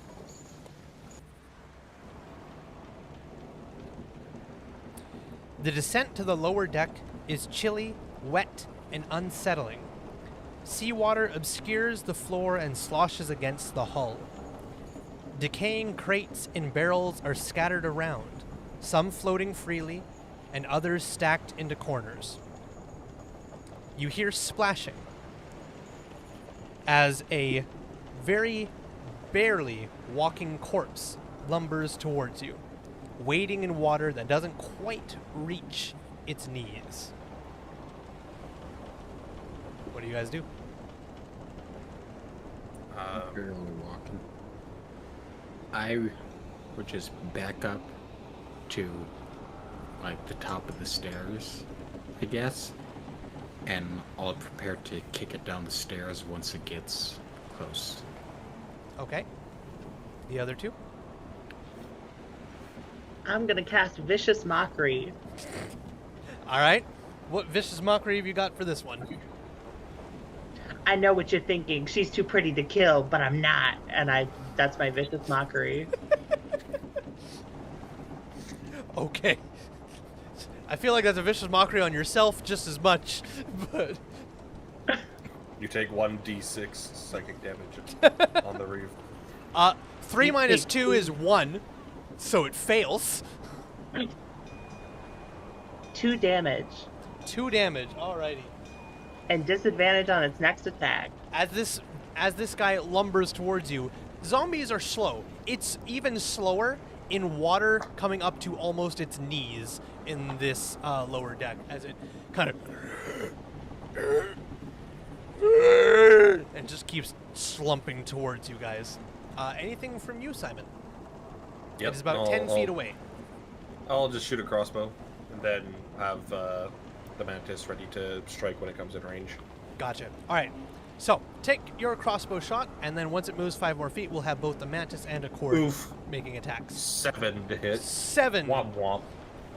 You fire off, and you clean through the ear. Unfortunately, doesn't need that for anything, so the ear just goes off. Trick shot. Hell yeah. A few seconds later, it takes another step in, and it enters range for both the mantis and a cord. You can both make your melee attacks. Okay. 8 plus 5, so... Yeah, be 13 to hit. That's a hit.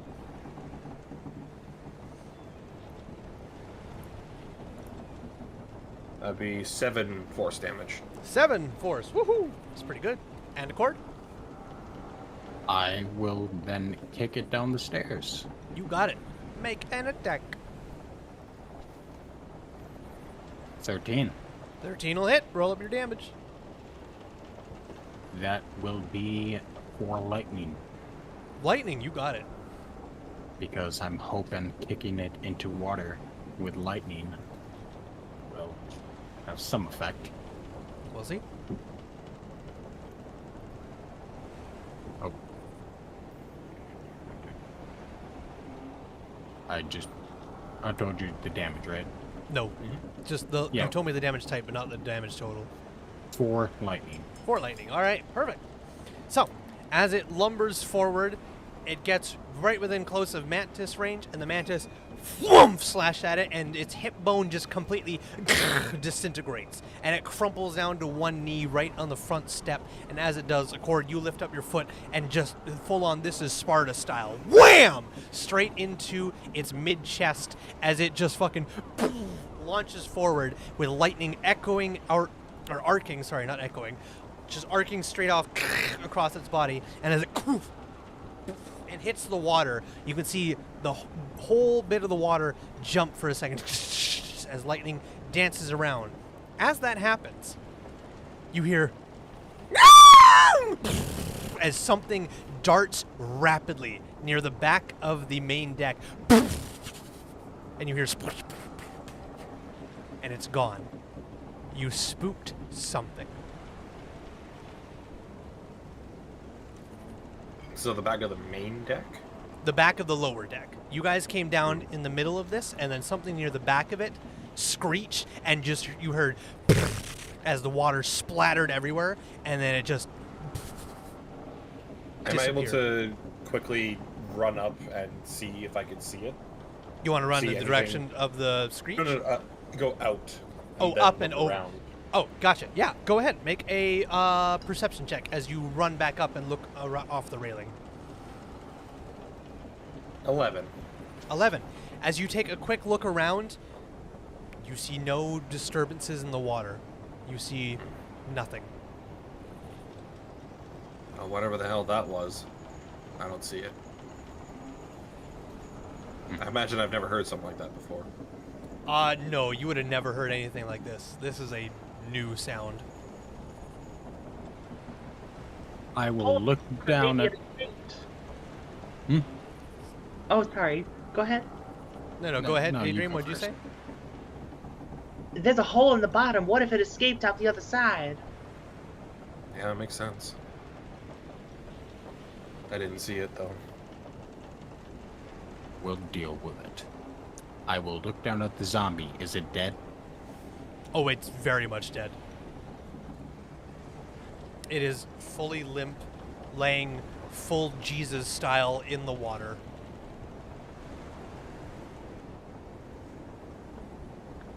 All right.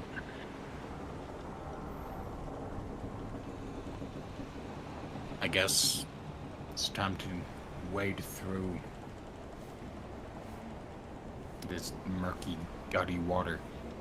And I will venture down into the water, taking care to look into the water so nothing surprises us. You got it. All right, as you take your first steps into the water, go ahead and roll perception. And anybody else also going into the water, you may do so if you wish to as well. I'll have Okay. the mantis go after him. Okay, sounds good. Oh, no. No. Who'd you roll in that one? Move. I rolled a natural 1. 7. 13. You go down into the 13 for you, Accord. Sounds good. And Simon? 14. 14. All right, sounds good. Fantasia, you go down into the water and you're like, this is cold, it's damp, it's wet. Onions would hate this. That's the extent of your vision. This is what it's like to be one of those plant people. Yes, exactly like this.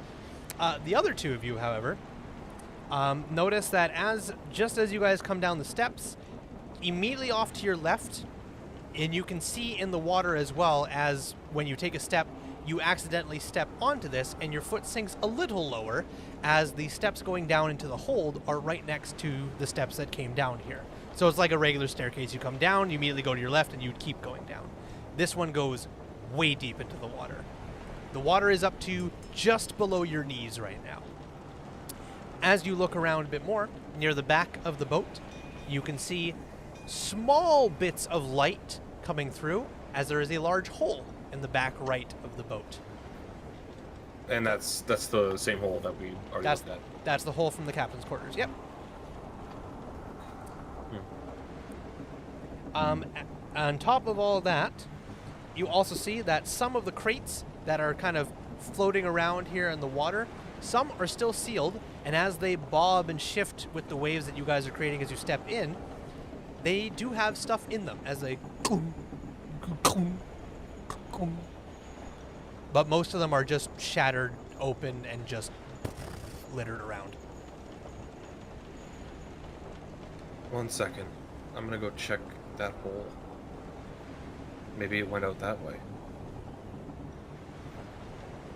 We could have seen the holes from the stairs, right?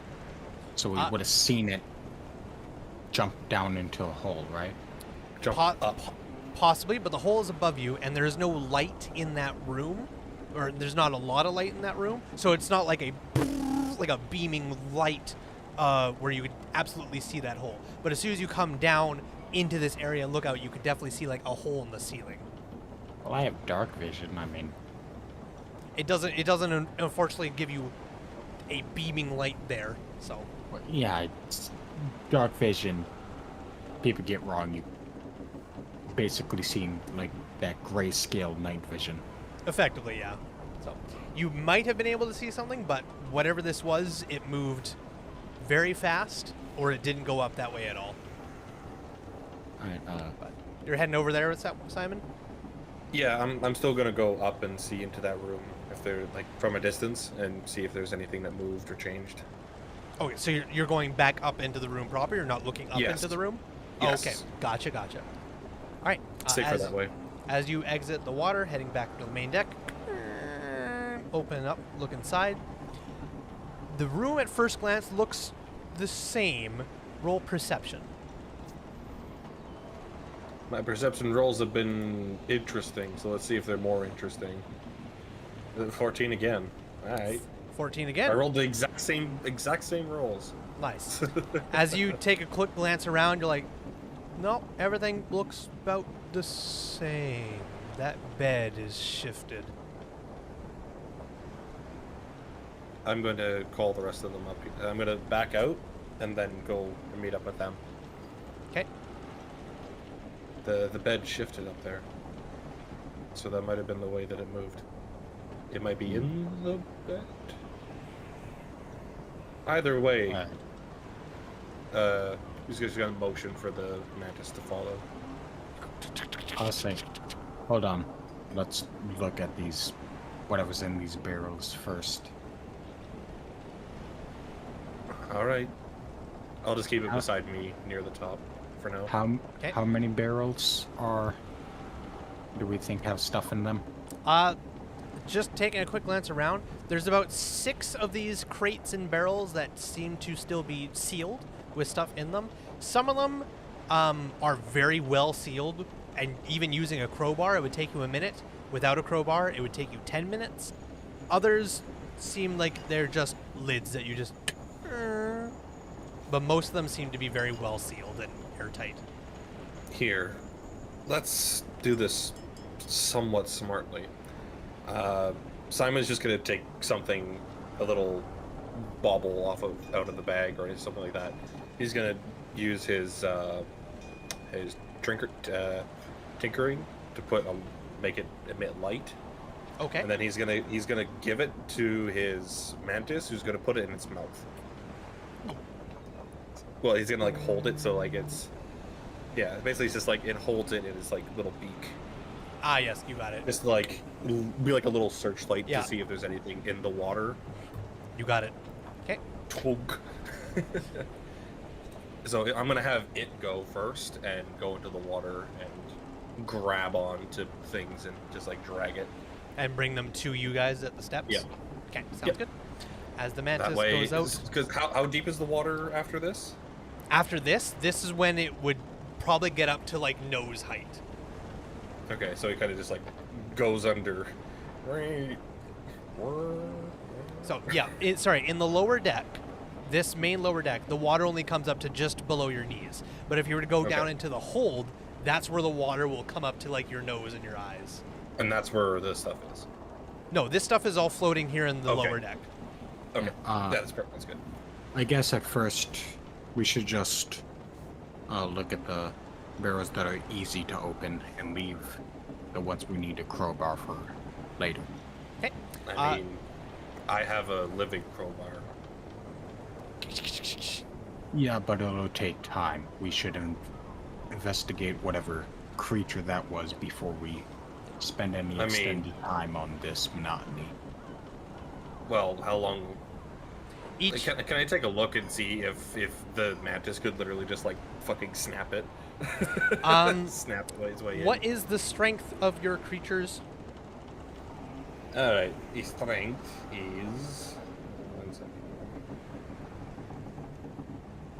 If it has a strength of 13 or higher, it can pry them open easily.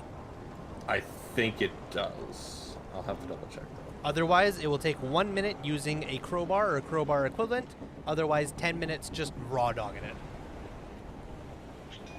I'm trying to see where the. Or I could just try and punch through the lid. Could also attempt that. 1 sec. I have to do it the old-fashioned way. Just like fucking Kratos. Yes. I will say, I'm pretty sure Kratos' strength score is a little higher than yours. It's at least like 26. Well, At least. I am Yeah, a- it has a 14 strength. Perfect. Then yes, the mantis could easily just... I I'm a imagine it monk. would like grapple a barrel and then just like fucking use its beak to just rip it open. Works didn't for I I me. use- say beak, but it'd be like mandibles. It's your mantis. But couldn't I use Dex for that to smash through the lid, or do I have to use Strength?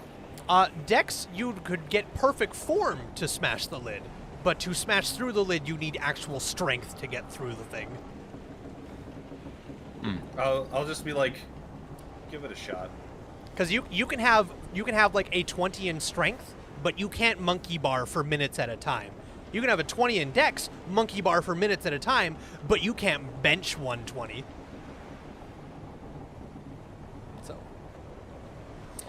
sorry, go ahead, Simon. What did you say? Oh, I'm just gonna test it to see if it can. Okay. burst Are it you open. using it on one of the 2 easy crates or one of the 4 hard barrels? I mean, I could see how it works on the smaller ones first. Sure. As it picks up one of the smaller ones, it might as well have been open to begin with. And then I'll have it bring it over, kind of near me, but just like set it on the stairs, and then just turn around and go grab more. Sounds good. Constantly looking for any threats as well. Sounds good. The first one is you crack it open and set it on this deck. It is a small box with 10 small 1-pound bars of silver. Interesting. Worth use roughly this. 5 gold pieces each. Well, that's kind of handy. So how many are there? There's 10.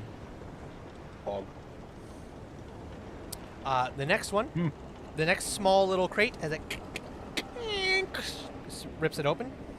Inside, a fine lute with mother of pearl inlay, nice. worth roughly 50 gold pieces. After that is 4 large barrels that are very well sealed. Are you grabbing all 4 and just ripping them open, placing them on the steps? I mean, I guess. I'll have it attempt it. Sounds good. All 4, with the strength of the mantis being a 14, easily done. You find, in total, 5 bottles of fine wine, worth 10 gold pieces each, packed in straw, plus 1 broken bottle. A 20-pound sack of whole cloves, worth 60 gold pieces. Whole cloves, eh? Whole cloves. A pair of candlestick holders carved from bone to resemble dragons, worth 25 gold pieces each. And lastly, a spell scroll of command, sealed in a leather case. And as you open that last one and kind of open the spell scroll, and as you realize, you hear something splash in the water behind you. I thought we were on the stairs. Yes, but the water behind you is Yeah. like you're on the stairs to the lower deck. Yeah. I thought I was up on the stairs that are leading down into this. Yes, and in the lower deck, in the water, something Okay. splashed. So yeah, because it goes down like this, and then down, right? Yes, but so here's main deck. You go down Yep. the steps, lower deck, turn right around down those into the hold. Okay. Yeah. Yeah, it's not steps, landing, steps, lower deck. It's steps, lower deck, and then steps, hold. Okay. So I will immediately whip around, assuming it's that creature, and As you whip around and take a quick look, at first glance, you see nothing. You see the water kind of rippling very much. Something definitely landed in this water, but you don't immediately see anything. And then suddenly, just as you notice it, you see something just come fucking barreling out of the water on all 4s, just with a tongue lashing out as long as your forearms, between 2 sharp teeth, a just shaved bald head and pure black eyes and talons as long as swords, as long as daggers, just comes flying out of the water and just tries to make a gash out of you. It's gonna roll an attack. Of who? Of a cord. Oof.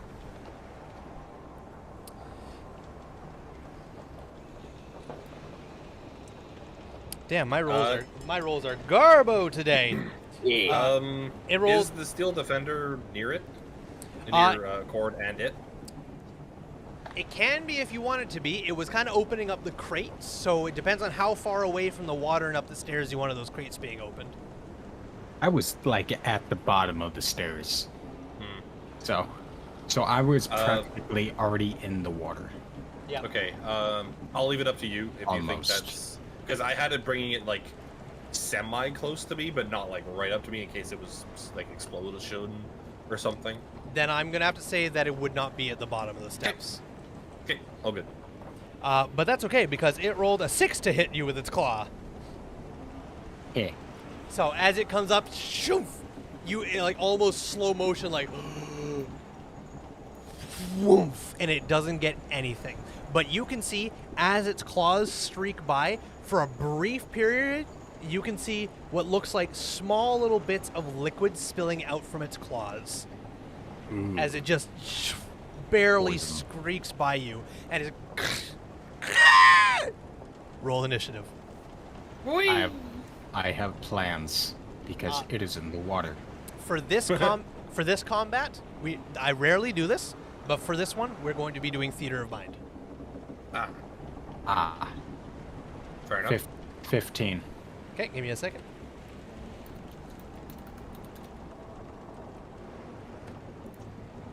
I will also send a picture in the Discord chat for you guys of what this thing looks like. Said there's a chat on the streaming channel. Yeah. So if in Discord, if you hover your mouse over any of our webcams, in the very top right, there's a little speech bubble that says show chat. I unfortunately have disadvantage on this because I'm exhausted. Yeah. My hands. Pain, suffering, all of the above. You know it. I didn't roll too bad, honestly. I'll take a 10. I will take a 10. Or I could use my card to go. You could. Nope. Keeps telling me messages failed to load. Oh, well, that's a shame. I'm not sending the photo in there. The photo's in the regular chat. This is what is coming out of the water at you guys right now. Jesus Christ. Oh no. I hate it. Get out of here. I don't want that tongue. For chat's sake. There you go. Retirement has been cruel to Gene Simmons. Alright, where's the battle music at? It's playing for me. Do you want to link to the battle music as well? Yeah, buddy. Okay, I've also completely shifted what music I've been streaming and everything, so you haven't been on the same page as me for a while. Fair enough. I've only been using the Sea of Thieves one. Oh, yeah, no, I've switched to ship interior, along with haunted shores, ambience, and stressful, creepy music, along with Lonely Isle Sea of Thieves music. I just layers upon layers upon layers. Blech. All right, but the combat music right now is just this royalty-free, copyright-free combat music. So enjoy. Cougars. Alright. Who's going first? All right. Oh, sorry. My creatures. Wow, my rolls are ass tonight. All right. 25 to 20. Poggers, 15 to 20. I think. Hold on, one again. I got a 15, yeah. Solid. Daydream, what'd you get? 9. All right, Simon. 10. All right. And my creature got 12. No, 10. Never mind. 8 plus 2. Dex is +2 for me. And so, my Steel Defender goes after me. oh, okay. I believe, anyway. I'll double check. Works for me. Sorry, you said 9 Daydream for you? Yes. Okay. And yes, it does share my initiative count, but takes its turn immediately after mine. You got it.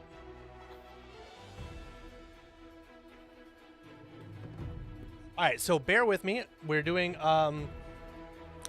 Theater of Mind. So at this point in time, the steps themselves are not very long. You have the top of the steps, and then there's a 5-foot square in the middle of the steps, and then you're immediately down in the lower deck. You are at the top of the steps, Simon. And Fantasia, where would you say you're about? Oh, I was in the water.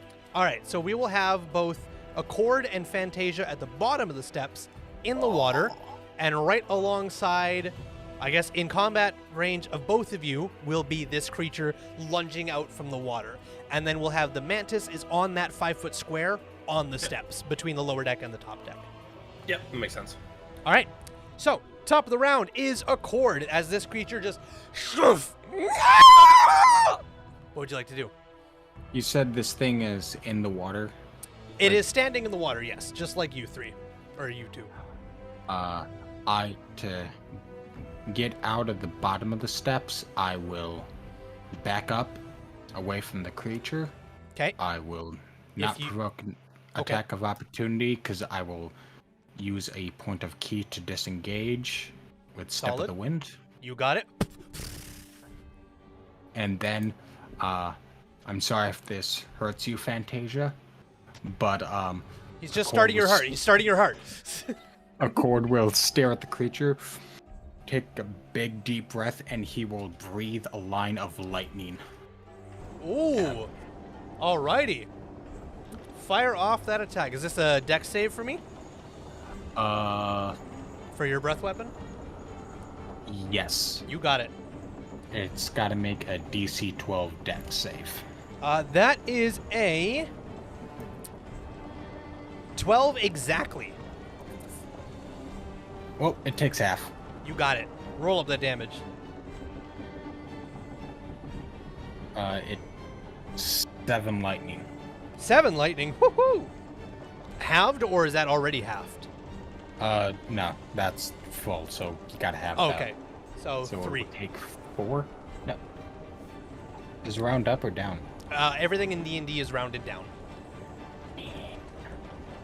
So it takes 3 points of lightning damage. So, as you take a step back up the steps, and it kind of briefly tries to attack you, but you just step the wind out of there, and then as you inhale, and you can all see like where the veins of Accord's blood would be, it just fills with crackling lightning as it just fires out, ricocheting around, and it hits this lengthy creature, and the creature just barely takes off the brunt of it off its shoulder, but is still it's still hit by it, and it did damage even by half. It still hurt. Anything else on your turn? Anything happen because it's in water? The lightning jumps around the water quite a bit. I will say, roll your damage die again, and it will take half. It'll take half of that again. Yes, Fantasia. I feel like I can take some of this damage. You know what? Yeah, if you're willing, you can also take 3 points of lightning. Actually, no. You also need to make a dex save. Okay. Well, it was a line, so it's a Oh, line never mind. directed Never mind. at It's a the line. creature. So So you will just take the damage he's going to roll right now. So Okay. you said roll damage again? and Yeah, it'll roll take your damage half. again, and it will take half again. And so will Fantasia. 8, so it takes 4 damage. You got it. It'll take an additional 4, and Fantasia, you take 4 lightning as you're standing in the water, and you're like, that looks cool. I smell burning toast. All right. From that, as you guys, and it's just the creature. It seems to not have full control of its tongue right now, as it's kind of reconvening from being fucking cattle prodded from the feet up.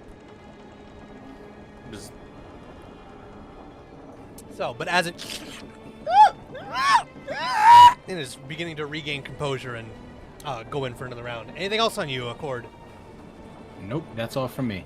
All right, Simon, you have a straight shot seeing down. You can just see this creature coming into view at the bottom of the steps as it lunged up at Accord and is now taking some lightning damage. If it takes 1 step back, it's out of your vision, but you have a straight line to it right now. Well, then I'll take that shot. Crossbow once again. Crossbow, you got it. That's a nat 20. Whoa, baby! Woo-hoo! Let's 88 see the plus damage. 2. I rolled a 1 and a 5. Pepe. Hell yeah! That is 8 total. 8 piercing total, damage. okay. As you aim down and you fire off, and it hits it square in the head, and you're like, fuck yeah. However, as it hits, sinks in, and then just seems to be skin deep as it ricochets off its skull and bends off the other side as it and it grabs it and just kind of and is bleeding profusely from its head. So it's actually bleeding, so it's living. It is bleeding, yes. Interesting. I'm gonna gesture with the mantis, and with all my stuff, it just he does a little like command with his hands, because I don't know how else to really do anything. Sure. And grab it. Okay. And the mantis is going to go up and try and grapple it. You got it. Let's see some opposing rolls. I'm not sure what I need, but I just roll d20. You get to make a strength check against my either strength or dex check. Yeah. And I'll tell you right now, my dex check is a 10. I got an 18. Ooh, yeah, baby. This creature, as your mantis comes down and just wraps around it, and it is ravaging, but it is restrained, or sorry, it is grappled by the mantis. Yep. Yep. So that means my And- attacks against it are at advantage, right? No. No, not quite. That's if it was restrained. This is just grappled, so it can't move around. Yeah, it just does. Its movement is 0. And it has to use its action to try and disengage. Yep. Or sorry, to break the grapple. Yeah. It can still attack freely, but it's. I'd rather keep it from. How much movement did it take to get down there? For you to get down there, or for the mantis to get down mantis. there? Just Yeah. 5 feet. Am I able to drag it out of the water? Because I think it's movement is halved while you're grappling something. Yes, So I'd be able to move it like 10 feet. you can if you'd like to. Yeah. And then with his hands, he'll just like motion it back. All right. So he'll just drag it out of the water. You got as the mantis starts walking up, and you guys just kind of give birth as this mantis starts just fucking strong arm pulling this thing up out of the water. Is it? And it's just lashing out all around itself. Just reducing its avenues of escape. And I'm also gonna like take a step back so I'm not within range of it. Okay. Essentially. Are you taking it right up onto the top of the main deck? Just so it's out of the water more. Essentially, Okay. so it can't just like dive into the water and disappear. Okay. Easily. So you want to just be on that 5-foot square on the ladder then? If it doesn't harm anyone else, yes. It's still in melee range of the other two down there, and you if you're at the top of the steps, because it would be right smack dab of all 3 of you in the middle there. Okay, then that's probably a bad idea. I'll just leave it where it is, where it's out of my range anyway. Okay, Or at at least the that bottom of will- the steps. Yeah. All right, sounds good. So at the bottom of the steps we have the 2 squares that are holding Fantasia and Accord, and then just beyond that is the square now where this creature is being grappled, and right next to it is the mantis. Just all right, that's it for you, Simon. That was my bonus action, so yeah, I guess that's it. All right, that's the creature's turn now. All right, the creature is going to attempt to make an attack at you, Accord, since you breath weaponed it, and it did not enjoy that. Okay. Bring it. I will use a reaction from, or rather, the Steel Defender will use a reaction to impose disadvantage on the attack. Okay, it can do that while it's grappling? It's just a reaction. Yeah. Oh, okay, It's called perfect. deflect attack. You got it. All right, so it's disadvantage. As it attempts to lash out at you, the mantis is going to go, it's just going to squeeze and lift it back. See if it'll still hit. First attack roll, and this is with its claw, is a 15, and the second one, disadvantage, is an 18. So 15 to hit as the lowest. That hits. That'll hit. Oof. Alrighty. I tried. That will be... Yikes. That is 10 slashing damage. Oof. And you are not an elf or undead, so I need you to make a con saving throw. Interesting. That's an interesting 11. thing. 11. You do have a card. Just saying. Would you like to use a card, or would you like to know if that passes or fails? Or use a card. Alrighty. Draw a card. I hope you mean that. You get a +8, so 19. We Yep, take that. 19 absolutely definitely succeeds. So, as it lashes out at you with its claws, the mantis attempts to haul it back, but it grabs your shoulder just barely, but it's enough for its hooks to sink in, and it just boom rips straight through from your shoulder across your chest, and you can, as the initial pain fucking stings, you're like, holy shit. And as it stings, you realize you can't move your arm. You can't move your shoulder. And you're like, no, no, no, no. And you just fucking fight with everything you got in your power and force your arm to move. And it moves. You are not paralyzed. Jesus Christ. Oh, that's paralysis. Oh, Jesus Christ. Yep. That is it. It only has one attack. And you has to use its action to break the grapple, and it uses its action to attack. So that is it for the creature. Fantasia, you are up. Oh shit! Fairy fire, go! Fairy fire, all right. Is that a saving throw or a spell attack? I believe it's a spell attack. I think it's saving throw because it's an area thing. Oh, might be. You want to read it out to me, Daydream? Any creature in the area when the spell is cast is also outlined in a light if it fails a dexterity saving throw. Bingo, you got it. All right, dex save. Whoop. Is she able to put it where it only hits that? Yeah. Well, yes, she could. Okay. All right, its dex save is a 16. Oof. Oh no. Unfortunately, Does grapple? No, I don't think it does anything. I don't believe it does anything to saving throws. We'll double check. I think it's just movement. Yeah, I'm pretty sure it's just movement. Like, it's not great, but, you know. It's something. Are you looking it up, or do you want me to look it up? I'm looking it up. Okay. Incapacitated. Just grappled condition. Yeah, no.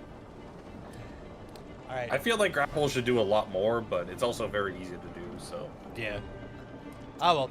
As you fairy fire out through the light, as you see just a small little globule go boop, boop, boop, boop, boop, boop, as this creature and as it reaches its zenith and pops to sprinkle fairy fire, it just very quickly dips down as low as it can, grabs the water, pulling the mantis with it, just enough to get out of the fairy fire, and then shoots back up since it's still grappled in that position. But it does avoid your fairy fire. It swallows it like a snowflake. That would have been so big. That would have been gold. You've still got bonus action and movement if you wish to do anything. You are within 5 feet of this creature. So it might take a swing if you try to move. But you can also take a swing at it. I've already used my action, so I don't have any bonus actions. So I am going to... What kind of a check is it if I move away? It will. If you move out of its combat range, it gets to make an attack against you. Okay. No I'm guarantee gonna let it'll it make hit. Okay. I'm gonna let it make an attack against me, but I'm gonna use my cutting words. Is that a bonus action? I think it's a believe reaction. As a cutting- reaction. Reaction. So a reaction you can use on another creature's turn as a reaction to it. Oh, okay. I think it's more of a trigger. If there's a trigger that it can activate on, it can activate on. At least I'm Okay. fairly sure. So I'm not too sure on that one though. Let me look it up. Cutting words is an ability, yeah, not a spell. Yeah. Let me see the wording here. Hey, just a quick question, Simon. Oh. Is you're a mantis? How does it feel about fire damage? I would rather you not burn it. Well, it's made of metal. Is it like resistant to fire, or? I don't believe so. Okay, yes. So, Daydream, you can use cutting words immediately after a creature makes an attack roll, an ability check, or damage. Then you can use cutting words as a reaction. Or damage, damn. Yeah. Attack rolls, ability checks, and damage rolls. Because the I ability didn't realize it's damage rolls. Yeah. Oh my god. Because the ability That's can also reduce massive. the damage of an attack. That's insane, actually. Okay. So, but would you still like to move? You know what? I'm gonna risk it. All right. Sounds good. As you take a couple steps away, the creature just and is going to throw some claws out and see if it hits. Does that disadvantage still hold, or is it just on that one attack? I believe it's only on just one. All right, straight roll. Yeah. Natural 20. That's what I was afraid of. Oh no! Okay. Oh boy. Oh no. If I was level 4, I think it's cutting words time. So, thankfully, oh wait, no, sorry, this is doubled. My bad.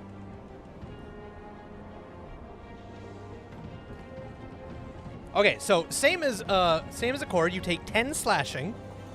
Okay, that could have been so much worse. It could have been Oh a my lot God. worse. I rolled a couple ones on my d4, but you take 10 slashing, and you are not an elf or undead, so I need you to make a Constitution saving throw.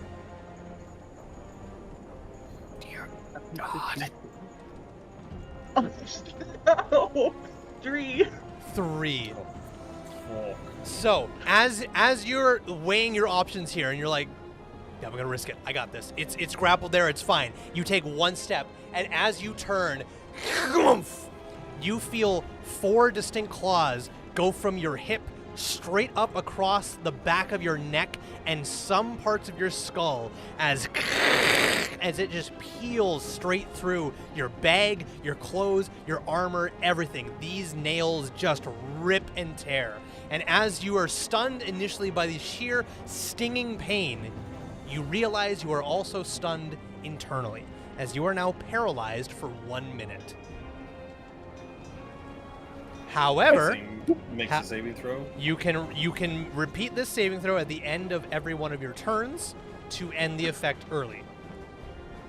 But currently, So now, you are paralyzed. Okay. So, so end of turn. do you know what paralyzed means for you, Daydream? I'm gonna be honest, not entirely. I assume I can't move. Is it like Pokemon? Not Paralysis not quite. basically means you're fucked. Not quite like Pokemon, but basically what happens is, so a paralyzed creature is incapacitated, which is a different condition in total. Incapacitated, where's the full details here? So incapacitated, you can't take actions or reactions. You automatically fail strength and dex saves. Attack rolls against you have advantage, and any attack that hits you is a critical hit automatically, if it's within 5 feet of you. Yep. Paralyzed sucks. Well, So, on your turn, Daydream, at the end of every one of your turns, the only thing you can do is make this saving throw. If you make it, you are no longer paralyzed. If you don't, you are frozen in place. I mean, technically, she could do it right now. She can do it End right of her now. It turn. is the end of your turn now. So, unfortunately, you do get one 5-foot square away, and then paralyzed. So go ahead and make another Constitution save. I believe Oh, in you. oh, You got this. Next. What'd you roll? 6. 6. I'm gonna You I'm also gonna got remind a you. card. Yes, you have a card. You can Oh, use it can at I any use point in it? time. You'd like to use it? You got it. I need it. Draw a card. Choosing. 10. 10 of spades. You get a plus 10. 16. Oh, 16 is a pass. As you... and you realize, holy fuck. Holy fuck. No. My farm! My farm! Ah! And you are free. I will look at her and go, oh, thank Bahamut. You're glad still I'm over here. you're still in immense pain, but you are no longer paralyzed. You fought through it. Unfortunately, that does Let's end your break turn, the though. All right. From there, we have top of the round is the court. Okay. The creature is I'm still gonna- grappled, but Just hit the damn thing.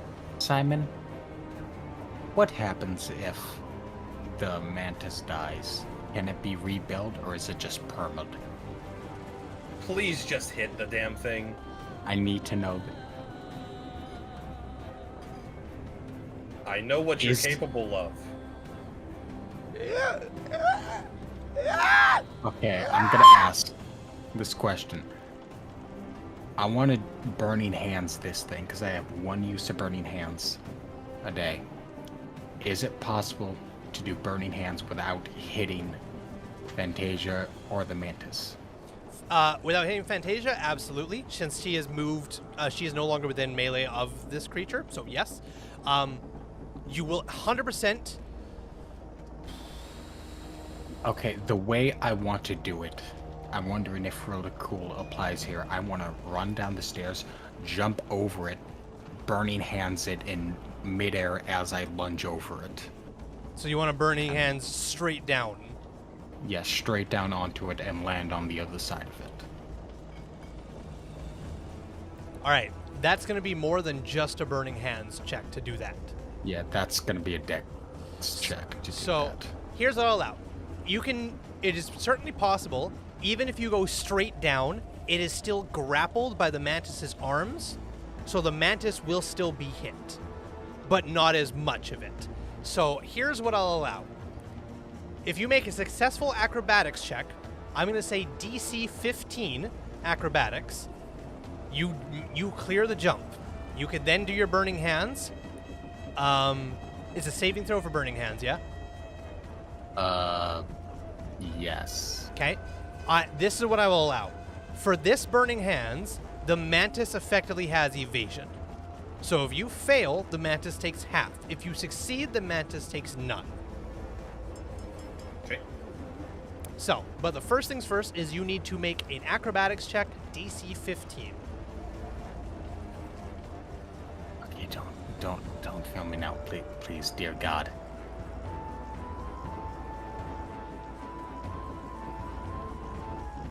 Now, What? one. Oh no! Wait. Oh no! Woo! So, Do I have? Hold on, I have to have some ability to reroll. I know I have some rerolls. Missouri panics like, I took the lucky! I took lucky! I took. We haven't gotten to that point yet. Nope, not quite.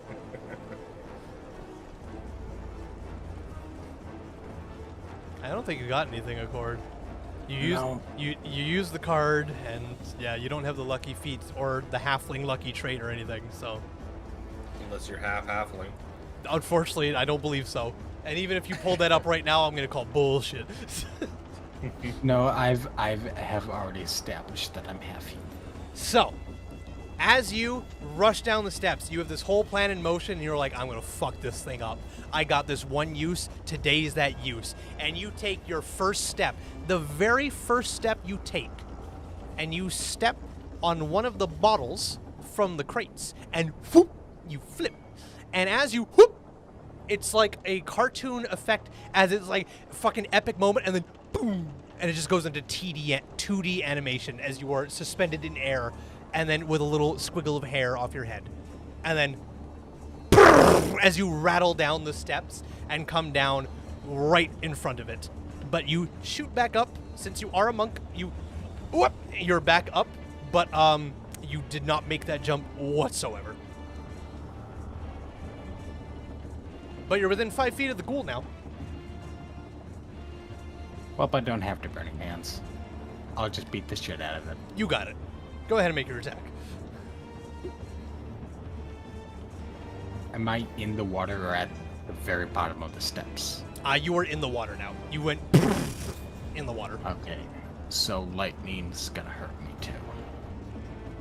If I punch this thing with lightning, will it rebel out to me or just it?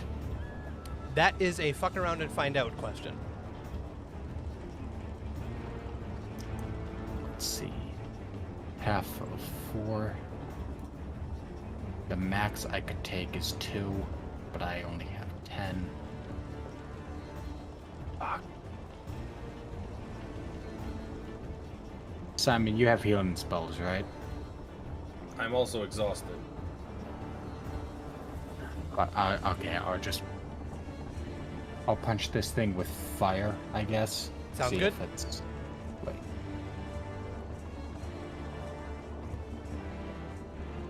Am I allowed to do a free knowledge check to see if it might be weak to anything? You would have to have some form of knowledge of this creature, which I'm going to say you don't. I'm proficient in history and religion. This doesn't fall under either one of those categories. And medicine. The only way you could know about this creature is if you were an elf.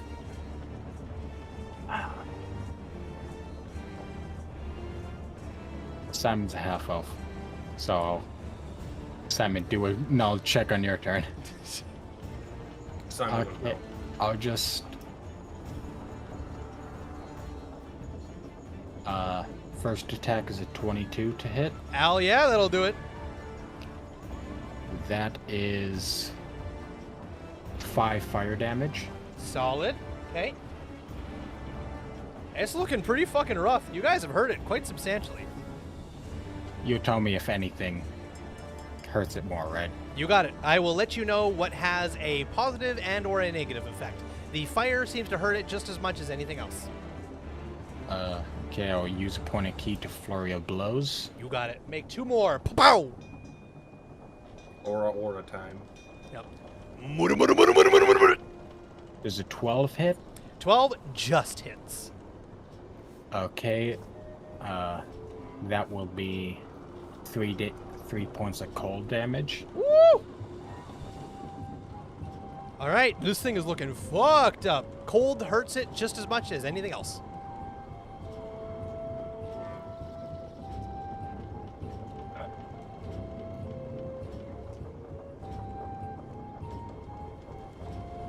All right, and I'm assuming it's immune to poison because it's probably undead. One way to find out. A 10 does not hit. 10 will not hit. As you boom, hell yeah, boom, hell yeah. Third one, boom, it catches it in its claw and just tries to pull you in. But you are free before anything harm can be done to you. That's it for your turn, Accord? Yep. All right. Simon, at the top of the steps still, this creature is looking really fucking hurt. It is still held in the mandibles of your mantis. What would you like to do? I don't have a straight shot at it anymore, do I?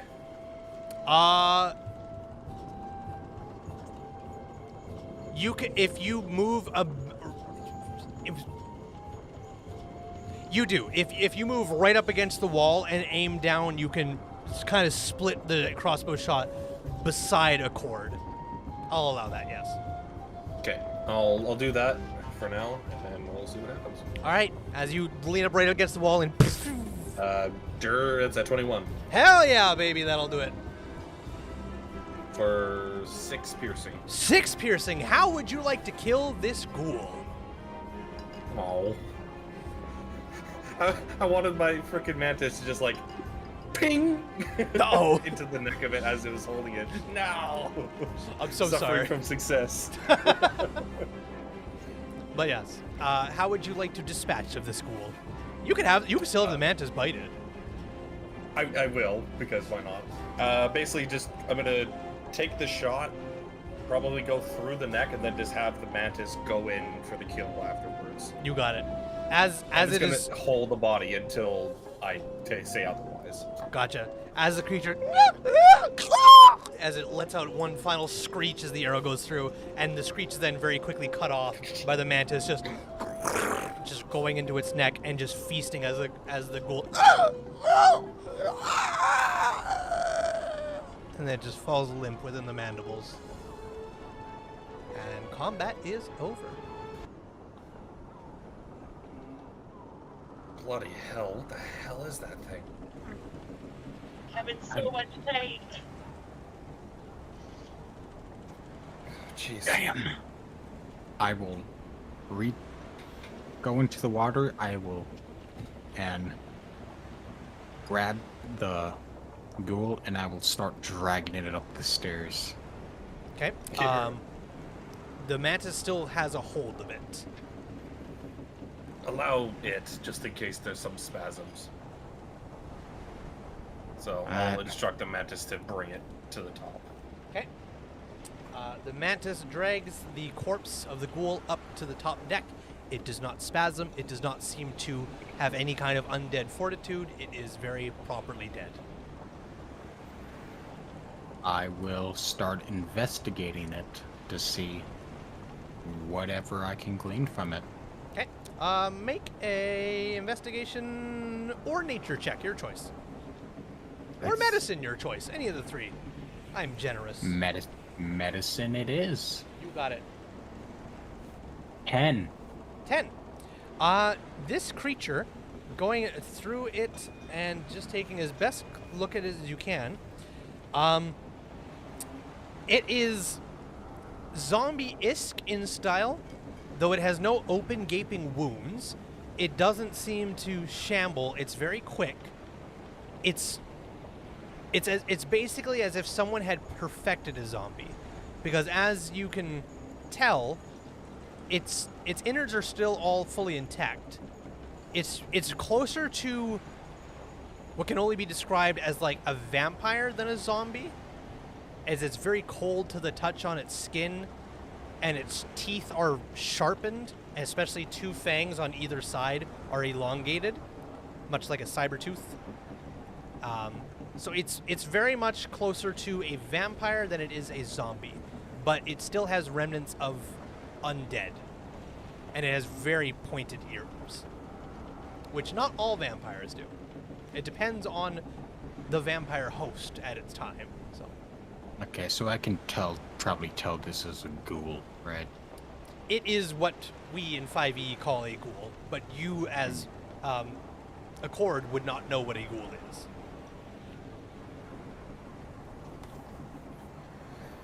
I will just... We're burning this body. Just I agree. not on the wood ship while we're still here. We could just make this a pyre. But that We won't- will. We're burning this fucker down when we leave. that won't touch anything below the sea line, though.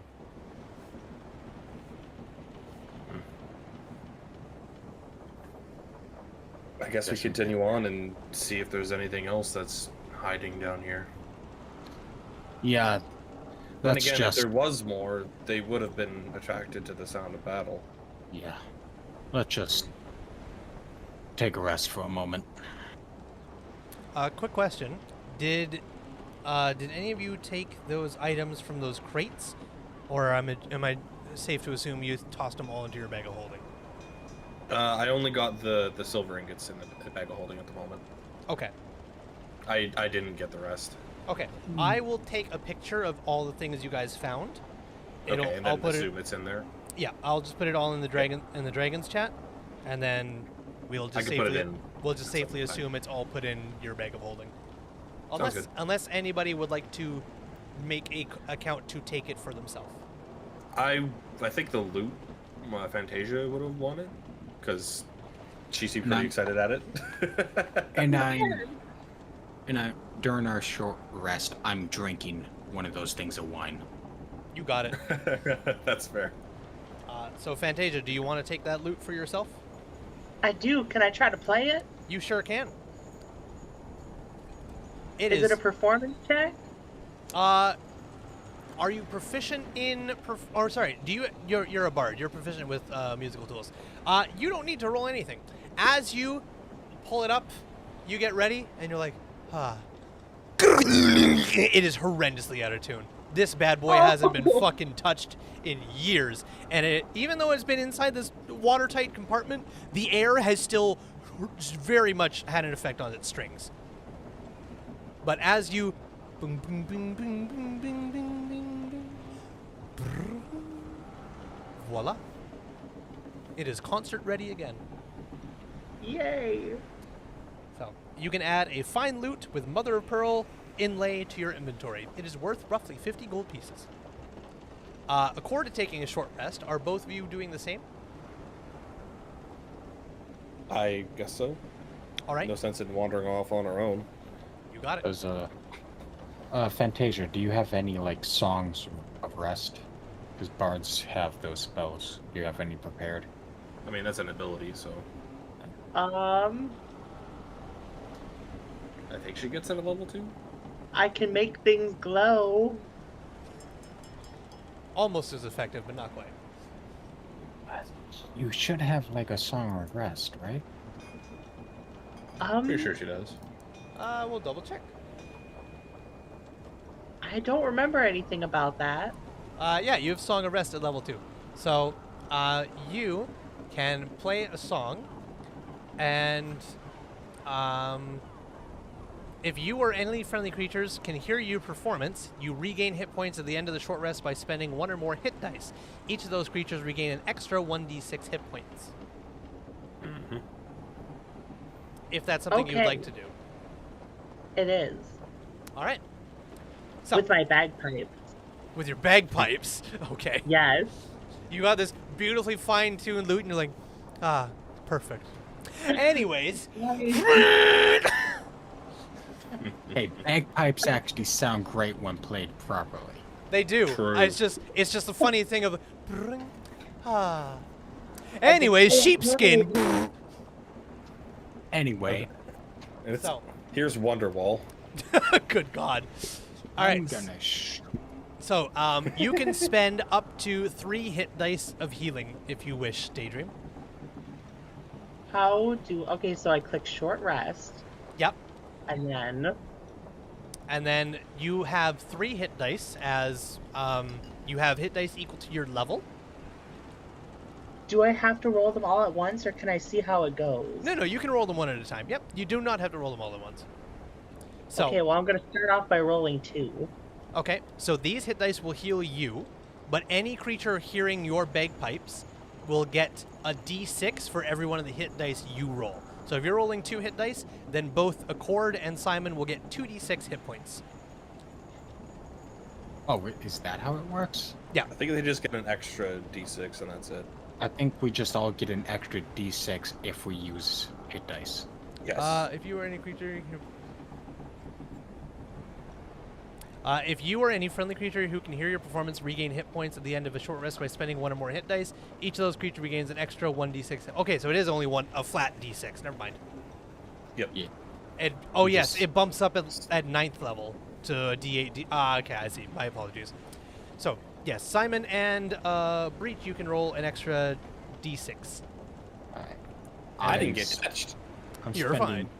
I'm spending 2 hit dice. My hit dice. Okay. My Mantis also didn't get hit. Yep. So, this is just superficial, but he's just going to be mending some of the other parts on it that may or may have gotten damaged in scuffle. You got it. Fair enough. Why didn't my... And Daydream, what'd you roll for your 2 hit dice? I rolled a 1 and a 3, so I got 4 in total. So I think I'm So- going to roll that 3rd hit Well, dice. hold on. You also add your con modifier. So it's 1 plus your constitution modifier, and then a 3 plus your constitution modifier. Okay, So you get So- 4 plus your con modifier twice. My hit dice aren't applying. Player diff, might I have- don't know. Might just have to roll that. Yeah, that's what I'm having to do because it's not working when I click the short rest button. Just roll like whatever your hit dice is, just roll it manually. So for you, I believe it's a D8 for a bard? Mine is D8 plus 2. And Oh, then that's how you do it to work. It is a D8 for a bar. yeah, I figured. I think the only one a wizard is the only D6. Sorcerer. Oh, and sorcerer. That's right. Thanks. Rogue is also D8. If I Uh, remember correctly. I Yeah. regained 13 hit points. for- Nice. Boogers. Daedrian, what's your And- con modifier? 1. 1. Okay, Ooh, so nice. so you regain 6 with those 2 hit dice rolls then, Plus the D6 now. and then plus an extra D6. Okay, roll a d6. I am back up to full hit points. Yay. Nice. 3. 3. So you get 9 points back. Okay. During this time, I'm going to make sure that we're not getting snuck up on. You got it. Perception check. Back at Matt. My mantis is also doing the same. You got it. You're back at max, Daedrian? Yep. You regain 9 hit points? Hold on a second. We're going through the log because I'm Okay. already confused. Because I believe you took 10 points of damage from the ghoul in combat, I believe. Og. What was that, Jackson? And then I got a 5. I rolled Oh, a 2 damn. and a 3. Oof. You are very confident you are alone out here. So I think I was at 7, but I rolled a 4, and then I rolled a 6, and then I got to roll the d6. So I rolled. Oh, You 4 and a also took 6. 4. I heard a 1 and a 4.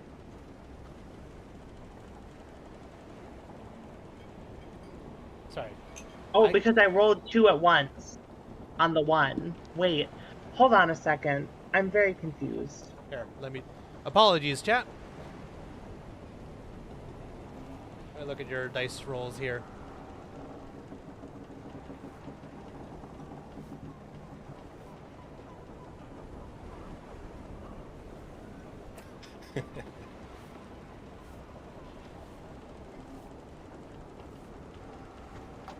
Your first dice roll was you rolled 2d8 and you got 4 total. Yes, And and then I rolled my 3rd. your second 1d8 plus 1 was a total of 6. And the plus ones to the other would make it 6, so 12 before the d6. Yeah, that's what I was about to say. So you regain 12 hit points before even rolling the d6. So I don't think you'd have to roll the d6, because I believe you only took 10 points of damage. Okay. So you are still at full. Either way we look at it, you're back at full.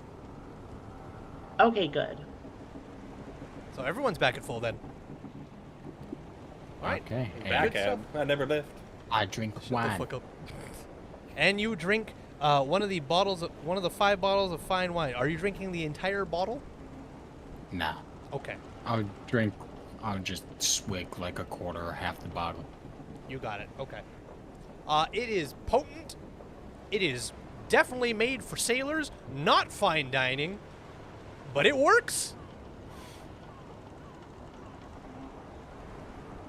It ain't no Tor's Tavern mead, but it works. Anyways, As the rest comes to an end, I'll ask the others. So do you want to swim below deck? Check that out more before one of us heads up this mast. I mean, we could just go down the stairs. That seems safer. Rather than getting hit and potentially drowning. Yes.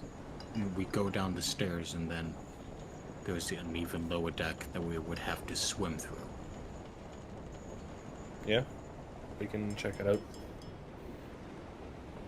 I cork the wine and guess we head below deck once more.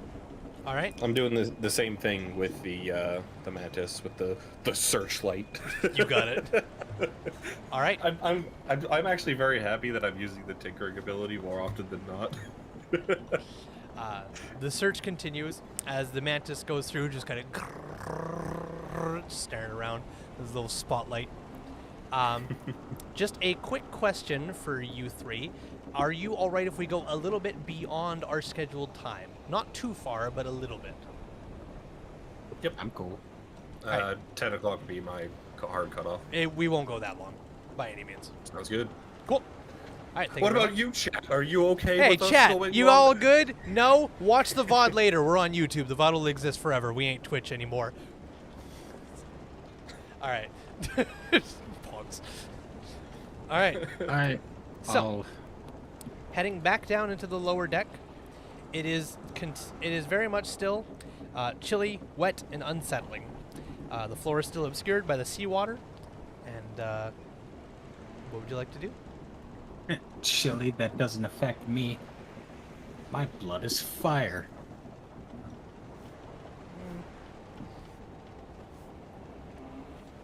Either way, you're in the Anyway, water.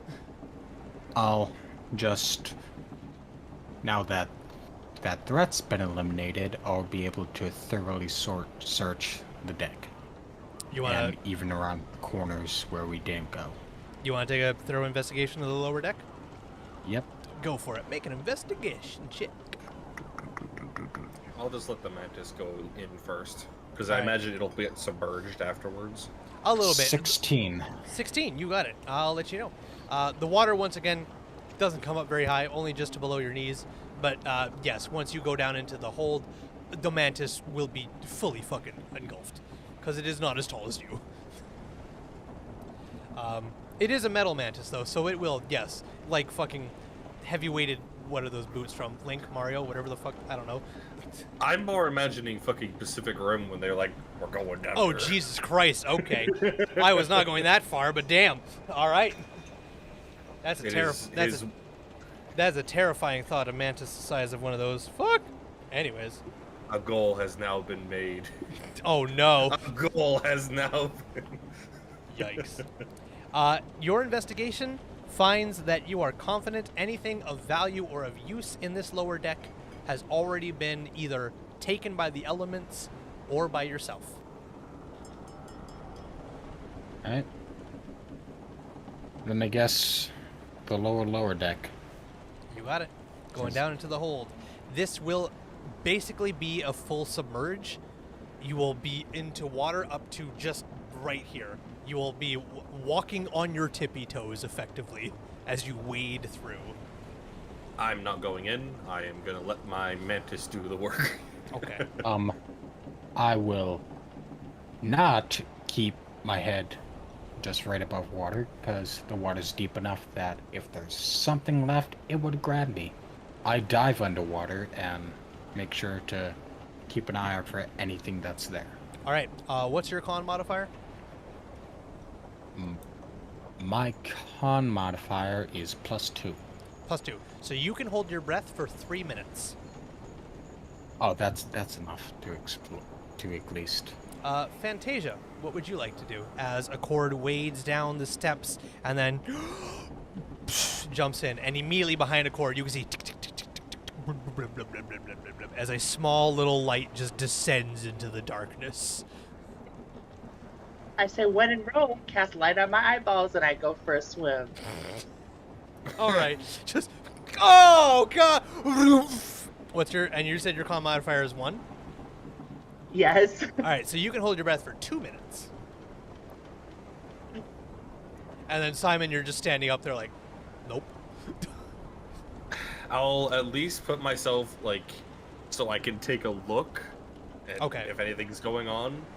And before the mantis goes down, if anything, I'm going to say if anything attacks anyone, grab it and bring it up. Okay, you got it. And so you're gonna go down to like maybe waist, chest height water still on the steps? Yeah, just like running the crossbow for any bullshit. You got it. Okay. All right.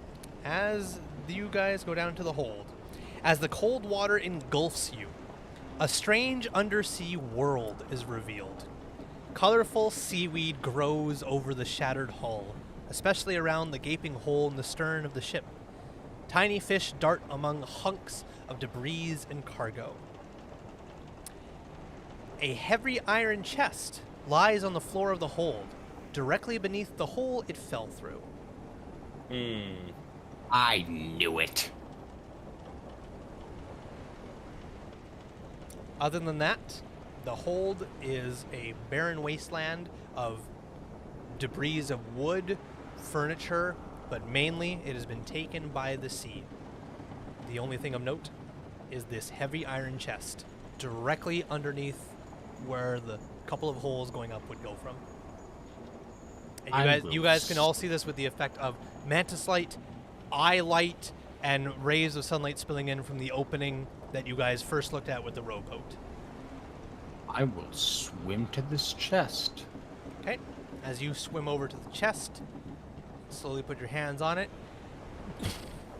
Oh, it is fucking heavy. Even aided by the water, it's heavy. I will You got about... take out. You've been under for about 30 seconds. I will take out some rope I have. Okay. My rope. That might be with Simon. If it is, I would just go get it and bring it back. No big deal. Yep, easy enough. I will tie the rope to the chest and swim back to the stairs leading up and Okay. have What's this? chest, big one, and I'll Okay. call Fantasia out of the water. Fantasia. I'll. You come out of they the get- water? Are you coming out of the water, Fantasia, or are you staying below? I come out of the water because I don't think I can cast spells underwater, can I? You can. I think. No, unless they have somatic components. Yeah, if anything requires you Or- to speak, no. But if anything just requires you to move your hands, you're fine. Verbal. Everything somatic, requires you to be No, not verbal. Yeah, if all your spells are verbal, then no, you're fucked. I'm going to basically snap my fingers underwater and to get the attention of my mantis. Okay. Have it come back over. A few moments later, And- a rising light, just after two pairs of bright eyes came out of the water. Then this mantis comes. Grab the chest. Help us bring it up. And goes back below the water. All right. I'll extend the rope so all three of us can grab a length of it. All right. Yep. With the three of you and the help of the mantis under the water, you are easily able to and up the steps it comes, and this very large, heavy iron chest is out of the water as water drips and spills off of it, but you are confident that it must be watertight as no water seeps out of it. Only off of it. Is it locked? Do you attempt to open it? I'm gonna open it for. I'm gonna go out of the way of it. Okay. I'm gonna check it for traps first. Sounds good. Yeah, that was Make, my. make my an next investigation thing. check. I'll help him with this. Sure. You can either make separate investigation checks, or one of you can make it with advantage. Have advantage, my friend. There we go. You Because it would have- just make mine a normal roll. Okay, first one's a 9, Solid. second one's a 7. Let's Solid. go. All right. You are confident this is not trapped.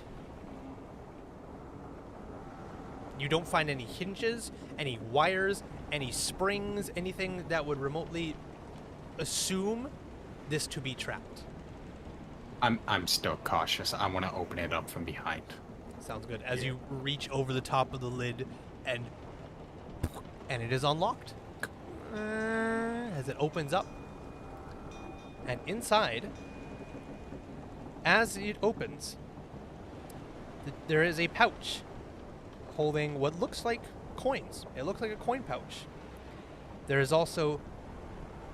Oh, that's in the pouch. Never mind. Blah, blah, blah. There is a very beautiful set of boots. You've never seen boots like these before. Whoo-wee, my God. And also a journal. Captain's log. The interesting note, though, in the captain's log, what would normally be a bookmark is instead several tightly wound strands of black hair. Makes sense. I guess I will. The boots are probably some type of magical thing. Simon. I'll send a picture. Yeah. Simon, I'll pick up the boots and go. You're ready. If anyone can figure out what these are, you're the one for it.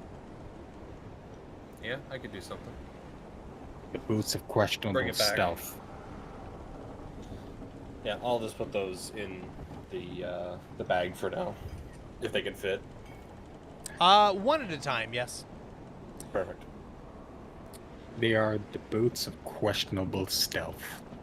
The boots have been sent to chat. And for everybody They're very interesting. And for everybody in YouTube chat, these are the boots. You guys know the joke of the boots of questionable stealth, right? Nope. Oh my gosh. I'm sorry for going on a tangent there. These are hilarious, but they're boots that make you invisible, but every step like thunders out. Nice. So you're invisible while standing still. Well, I mean, you're still invisible. You're just loud. I feel like a barbarian would love that because they just get advantage on every hit and still scare the shit out of everyone. That's true. Wham, wham, wham, smash. Could you imagine just being out doing whatever, and then you can hear like boom, boom, boom, boom, just coming up, but you can't see shit? Fuck. I would be freaked. I'd be terrified. That's not boots of question. Maybe boots of questionable stealth, but it's boots of absolute terror. Anyway. I agree. Anyways, yes. Sorry. That is all that it seems to be in the captain's chest. I will look into this pouch. Into the pouch. You can see what looks like roughly 55 gold pieces and 3 turquoise stones worth roughly 10 gold each. Turquoise stones? Okay. Yep. Turquoise. Nice.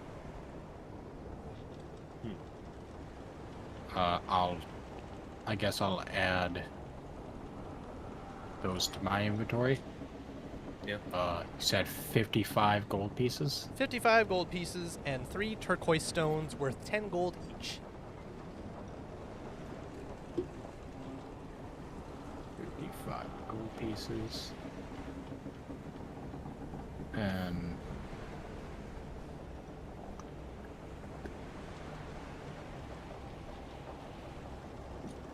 Was there anything else down there? what the chest is right here in front of us all, so you can see the captain's log. I guess I'll take a gander at that. You'll open the captain's log? Yeah. All right. As you open the book,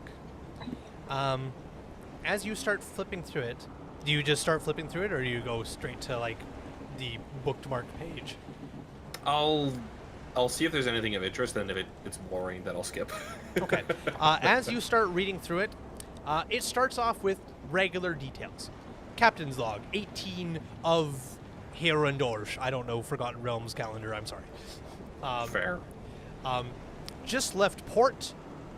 Be at sea for roughly 2 weeks. Provisions at Neverwinter. End of report. Left Neverwinter. Repeating provisions at Waterdeep, at sea for a month, and just kind of regular reports. Nothing that super details what the ship's purpose is or what it's supposed to be doing, just where it's going, where it's coming from, and how long it plans to be at sea. So nothing interesting outright. Does this make you flip to the last? Just a Yeah. quick question. You said 5 turquoise stones? Three turquoise stones. Ah. The last entry, as you open to the last page, reads as follows. And I'm sending this to you guys in the chat as well, because this is a long thing that you may want to read yourselves later. 19th of Tarsak. This is a month in Forgotten Realms.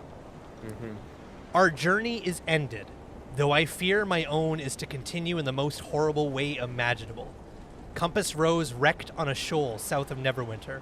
Many sailors perished with the initial impact, and Aletha was gravely injured.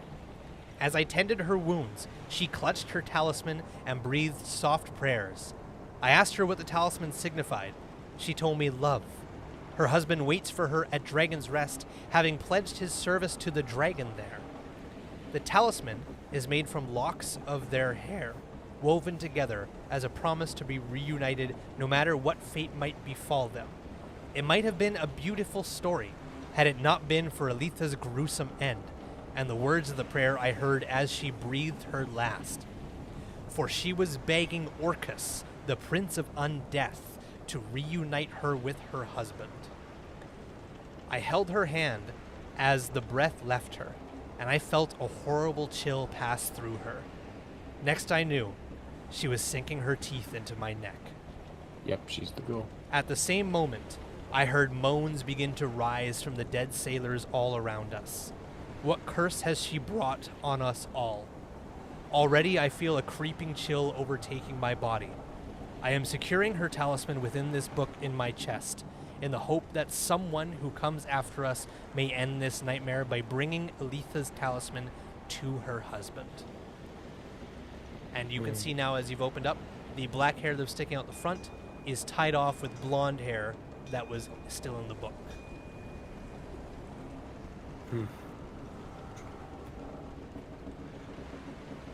We're in agreement that she's definitely the ghoul, right? Probably. Sorry. I mean, undead creature. I don't know that it's a ghoul. A little bit more detail on the talisman. The talisman is formed from long locks of hair, some blonde, some black, braided together and knotted around 2 small finger bones. Ugh. Gross. Well, I guess we can keep it for now. If it's a danger, we can get rid of it. it said her husband's at Dragon's Rest. You don't think it's... Give me a second. You don't think it's Tar H, do you? I don't know. We don't know of anyone by the other name. Well, who was it that sent us here again? It was technically Runara. Sorry. It very deep. The people who saw all this, that was... I don't think it said her husband's name, did it? It did. No. Oh. Sorry. In the note, no. But the painting has a woman by the same name and black hair with a blonde-haired gentleman in fine merchant clothes. I think his name is Bolossus. Bolossus. Baratos. Alright. So anyways, but the sent here. We were sent here for different You were sent reasons. by Varnoth. Oh yeah, the sword leg. Yes, the elderly lady with a sword hidden in her peg leg because old habits don't die. True. Alright. It seems we found almost everything here. Unless we still want to investigate the mast. Be my guest. No. As you guys say that, something heavy lands on the top main deck. And you hear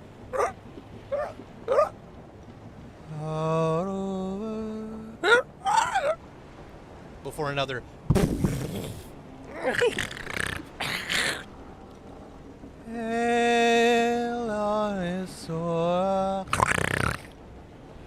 What language is that? What languages do you speak? I speak Common, Draconic, Elvish, Ingan, and Primordial. Okay. Well, it is none of those. Ignan is a dialect of Primordial. It is none of those. Well, sounds like sirens to me. Simon, So, what language you got? Common and Draconic, Dwarvish, Elvish, Gnomish. I don't think it's any of those. Let me double check.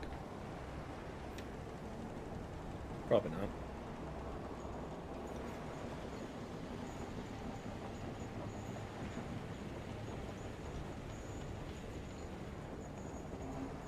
Oh, never mind.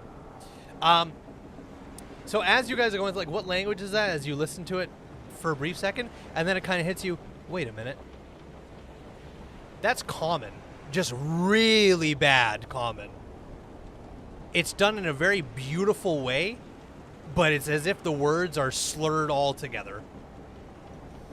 I will, like, crouch down and silently say to the others, we swim through the hole in the hull to our boat. And they see us? If they're on top?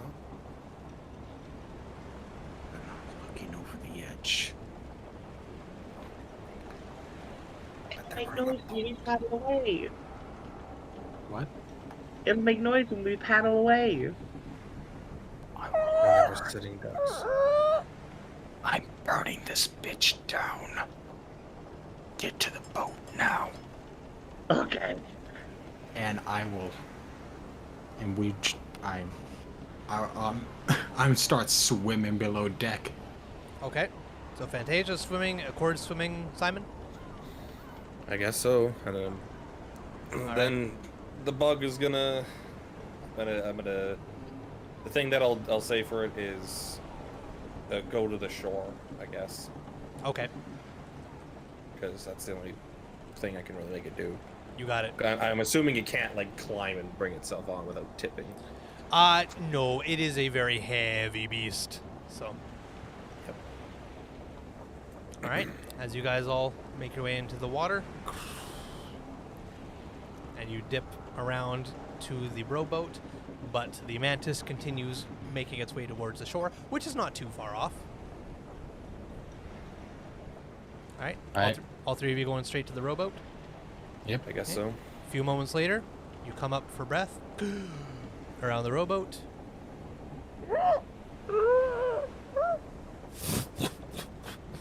You hear something fly away, but then once again hear.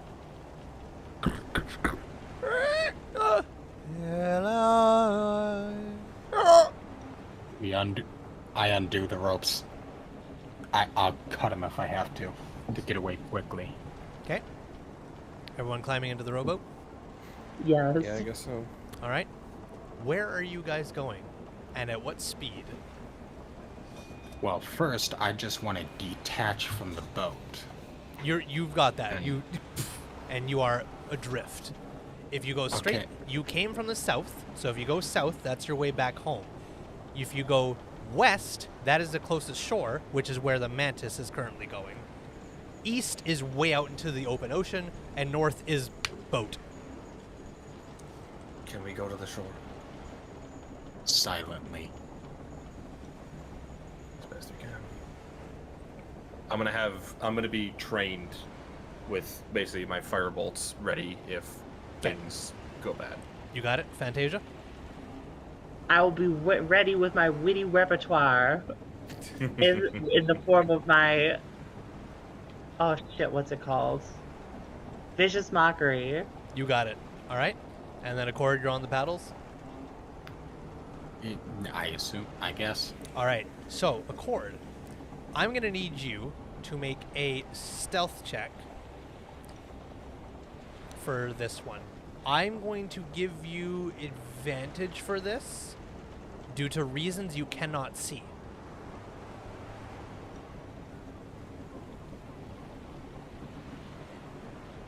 Not bad. 14. 14. Okay. As you very slowly dip the paddles into the water, lift them out, dip, pull, and you continue going. And as you guys are going, you all have the benefit of facing back towards the boat. And as you do, you see something crawling up the mast rapidly before it then leaps halfway up the mast with wings unfurled, flaps up, lands in the mast, and disappears behind the crow's nest wall. A few moments later, you can see something way off in the distance approaching the boat, and it dive bombs into the mast, and you hear keep going. A few moments later,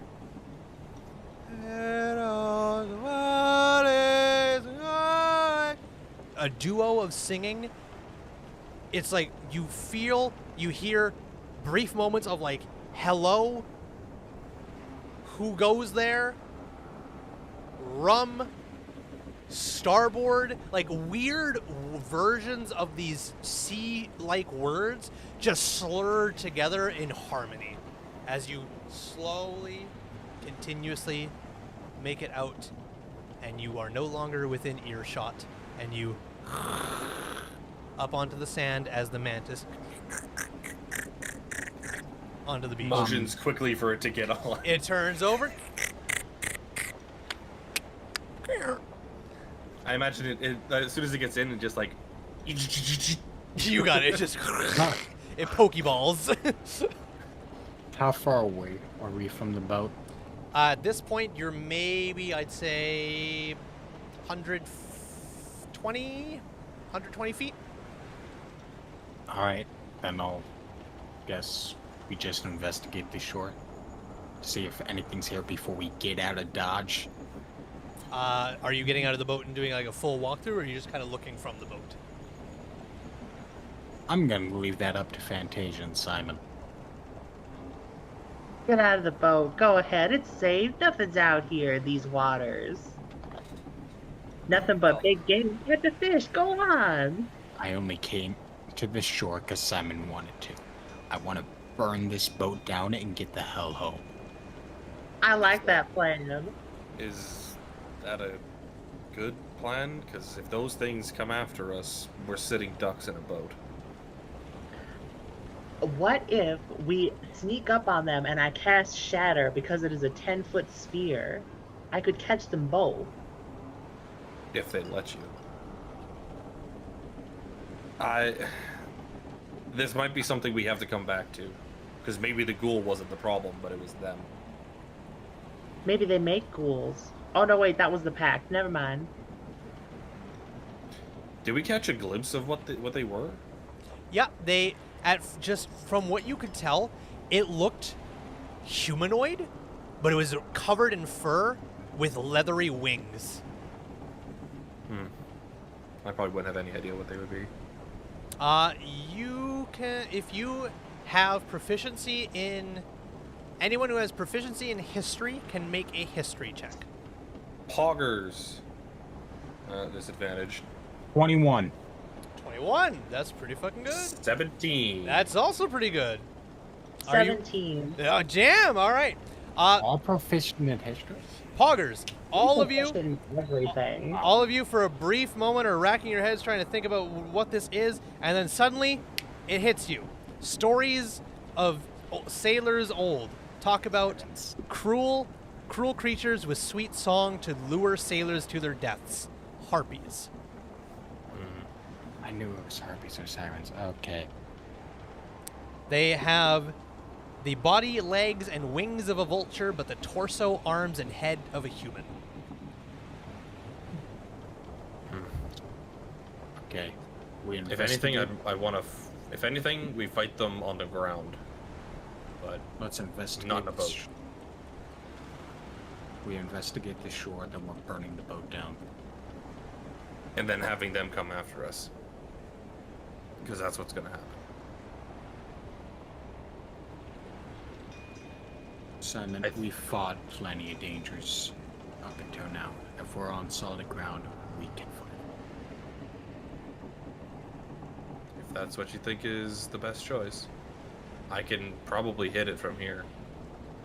I don't know how many times it's going to take until it starts burning, but...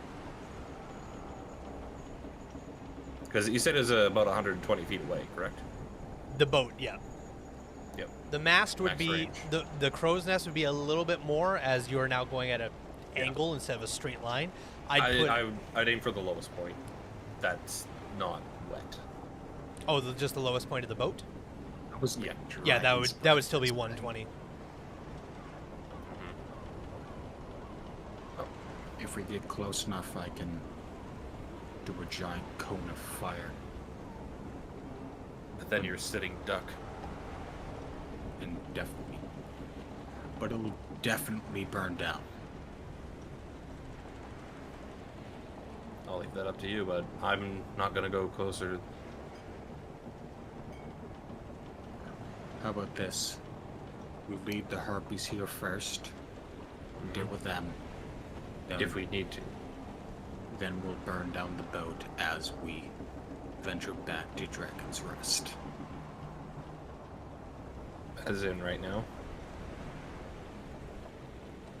We're, Because, we're all good on health. Are we not? I mean, I'm fine. I think we could do this. Famous last words.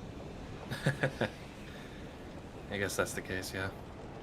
Do we know how difficult harpies are to deal with? With your guys' history, you don't know any stories of fighting harpies. The stories you all hear are of harpies basically turning sailors against each other. They lure them in with song, and then once you are converted, they just lash out against each other. So there's no stories of fighting harpies themselves, just harpies turning friends into enemies. Yeah. Oh boy. Lure them over.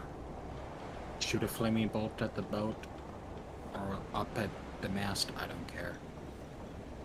I mean, I could just rapid fire bolts until it catches flame, but by that point, they'd probably come at us. Sorry, my misunderstanding. I misspoke. The stories are not of turning. The stories are of creatures, of sailors that would have fought the harpies, hearing the song, and then instead just embrace the harpies with open arms, and then just get fucking eaten. Sounds about right. No one ever fights the harpy. They just listen to it Die. and drop their weapons and go, "I love you," and then they die. Hold on. What? Let me see. What we have. The descriptions that you guys know of them do not paint them out to be like strength-wise strong or heartily or anything like that. It's their abilities that are scary. Okay, we each have plenty of cloth. Can we and plenty of materials? Can we fashion like earplugs? You can certainly try. I attempt to fashion earplugs for all three of us. All right. Using a little bits of cloth and just rolling up what you can and stuff, you can definitely deaden the sound around you and dull it quite a bit. It doesn't fully block sound because no earplug does, but it does dull your senses a fair bit. What extent this would have on a harpy's song, you don't know, but it does something to your surrounding. If it was wet, would that make it? If anything, it would make it worse. If it's wet, it will cause it to get heavy, it would fall out easier, and it would also be smaller. Dry, it at least expands and can fill the ear canal. Okay. I make earplugs for all of us to at least have a chance. All right. All right. While you have your earplugs in, you have disadvantage on perception checks relying on sound. Yes, I'm Simon? going to do something sneaky. Okay, Mr. Rogue, what would you like to do? So I'm gonna take just any object that I have, and I'm going to magical tinkering it, and I'm gonna put it as. Am I able to make it? I guess. Can I have it hear their songs that they're doing, but then be able to repeat that?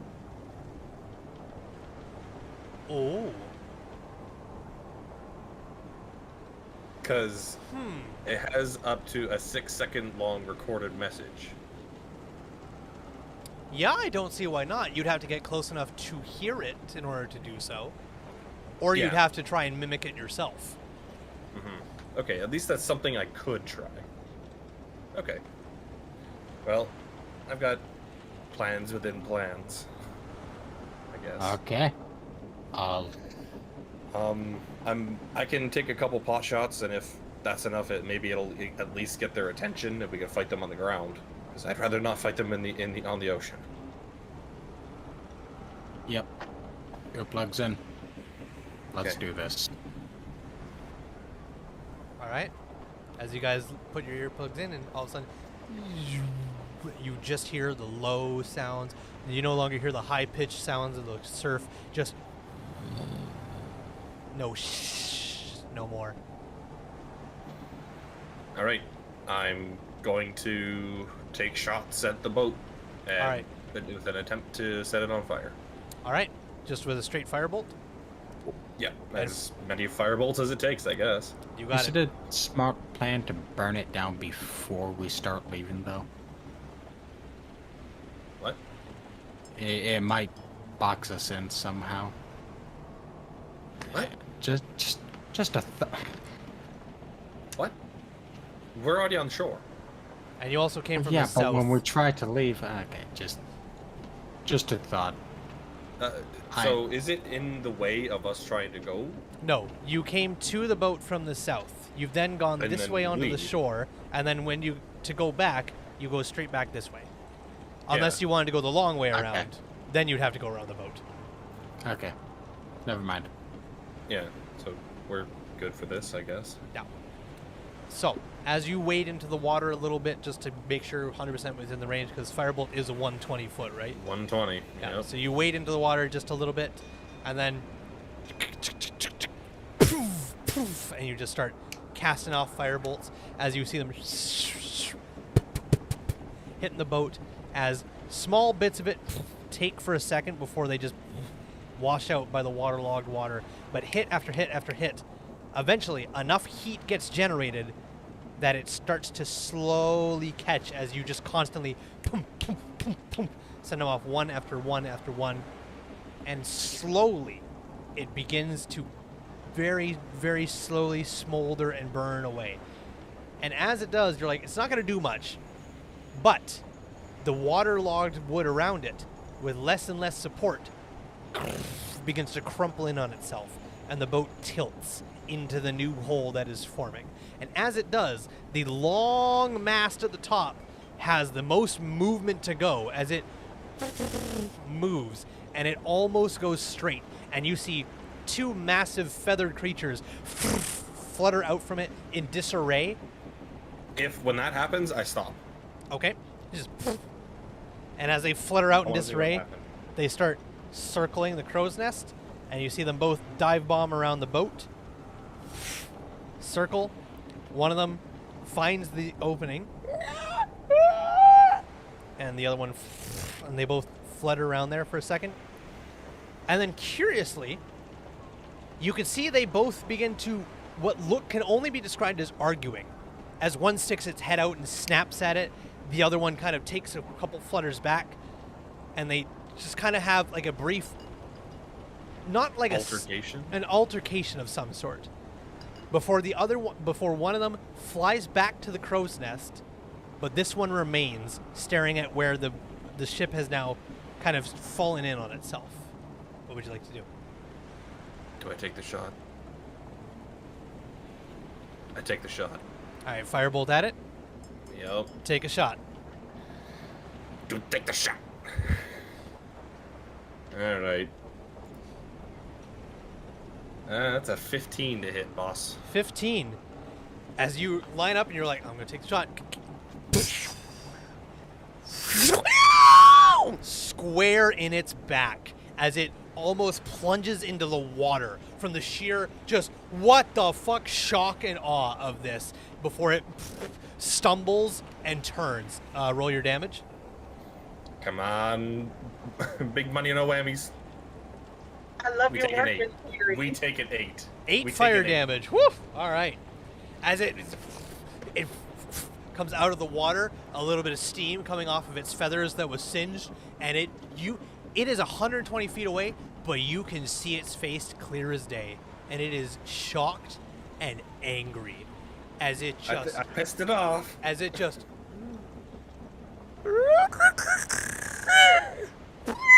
and it just starts screaming across the water as the other one that was going up to the crow's nest pops its head out, looks over, and jumps and dives.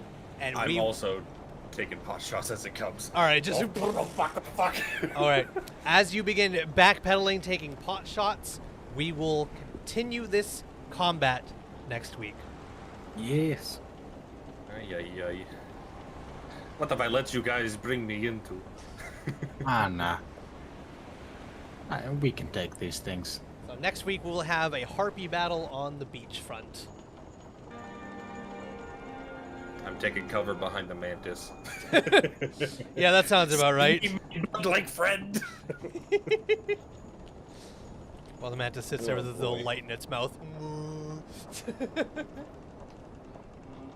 I have to remember that I'm thinking about using its song against it, because that'd be totally dope. I would be interested to see how that goes. Maybe it gets pissed off after I throw the thing at it. Yeah. Whack. Who knows? Alrighty, folks. Well, that will I'm actually gonna put that in here, being like, just as a noteful reminder. Oh, actually, you know what? That's a fair point. I gotta write down how much damage that thing has taken. You did 8 fire? That's correct. Okay. 8 fire. Just gonna write that for my own notes for when I prepare the combat. Hell yeah. All right, that is it for episode 5 of Dragons of Stormwreck Isle. Thank you all for coming down. We will see you guys all again next week, where we will start off with a beachfront battle. Okay, last thing before we go, because you're supposed to level up at the end of this one. However, as it happens, if we go it the way you're supposed to, you will level up mid-session after combat, provided you don't get TPK'd. That will take time out of the session and the stream, which I don't want to do. So Yeah. Here's what I'm going to say. You get to level up now and be level 4 for next weekend. You don't get to level up now, and you will level up at a later time. Which ones are which for us? We didn't see. Sorry. The green is no. Sorry. Blue is yes. Yes. Blue, you will level up right now and be level 4 for next weekend. Green, you do not level up now. You will not level up for a time. Aight. Here we go. Necrons be bad. We sad, boys. Of course Necrons be bad. Shut the fuck up. Hey! All right. All right. I guess we're rolling health and shit. So, this, and I will say as well, this is your last level. You will, because you were supposed to only be level 3 for the end of this, but I fucked up, and I'm being generous, so we already agreed that you guys would be level 4. I don't know if we talked about that on stream or not, but I'm talking about it now. All right, so this is your last level up. You get a feat or an ability score improvement at level 4. You can choose either one. Daydream, if you need any help, by all means, just message it in the chat, and we'll help you out there. All right, but you guys will be level 4 next weekend, and it is possibly the last session. With that, I have one last question. With it possibly being the last session, and however, because we will be starting not where I think, because we're still technically at the boat, are you guys okay for a bit of a longer session, provided it needs to go that way? I'd rather have a longer session than have to do one more session that's only an hour. It depends on when Ashy is working. Okay, so that will... I'll ask. All right. But more than likely, yes. Okay, and for the other two? Of course. Cool. All right. Well, then prepare for the possible last session of Stormwreck Isle next weekend. We will see you guys all later. Have yourselves a good night. Thank you all for joining, and we will catch you all later. Bye-bye! Bye bye.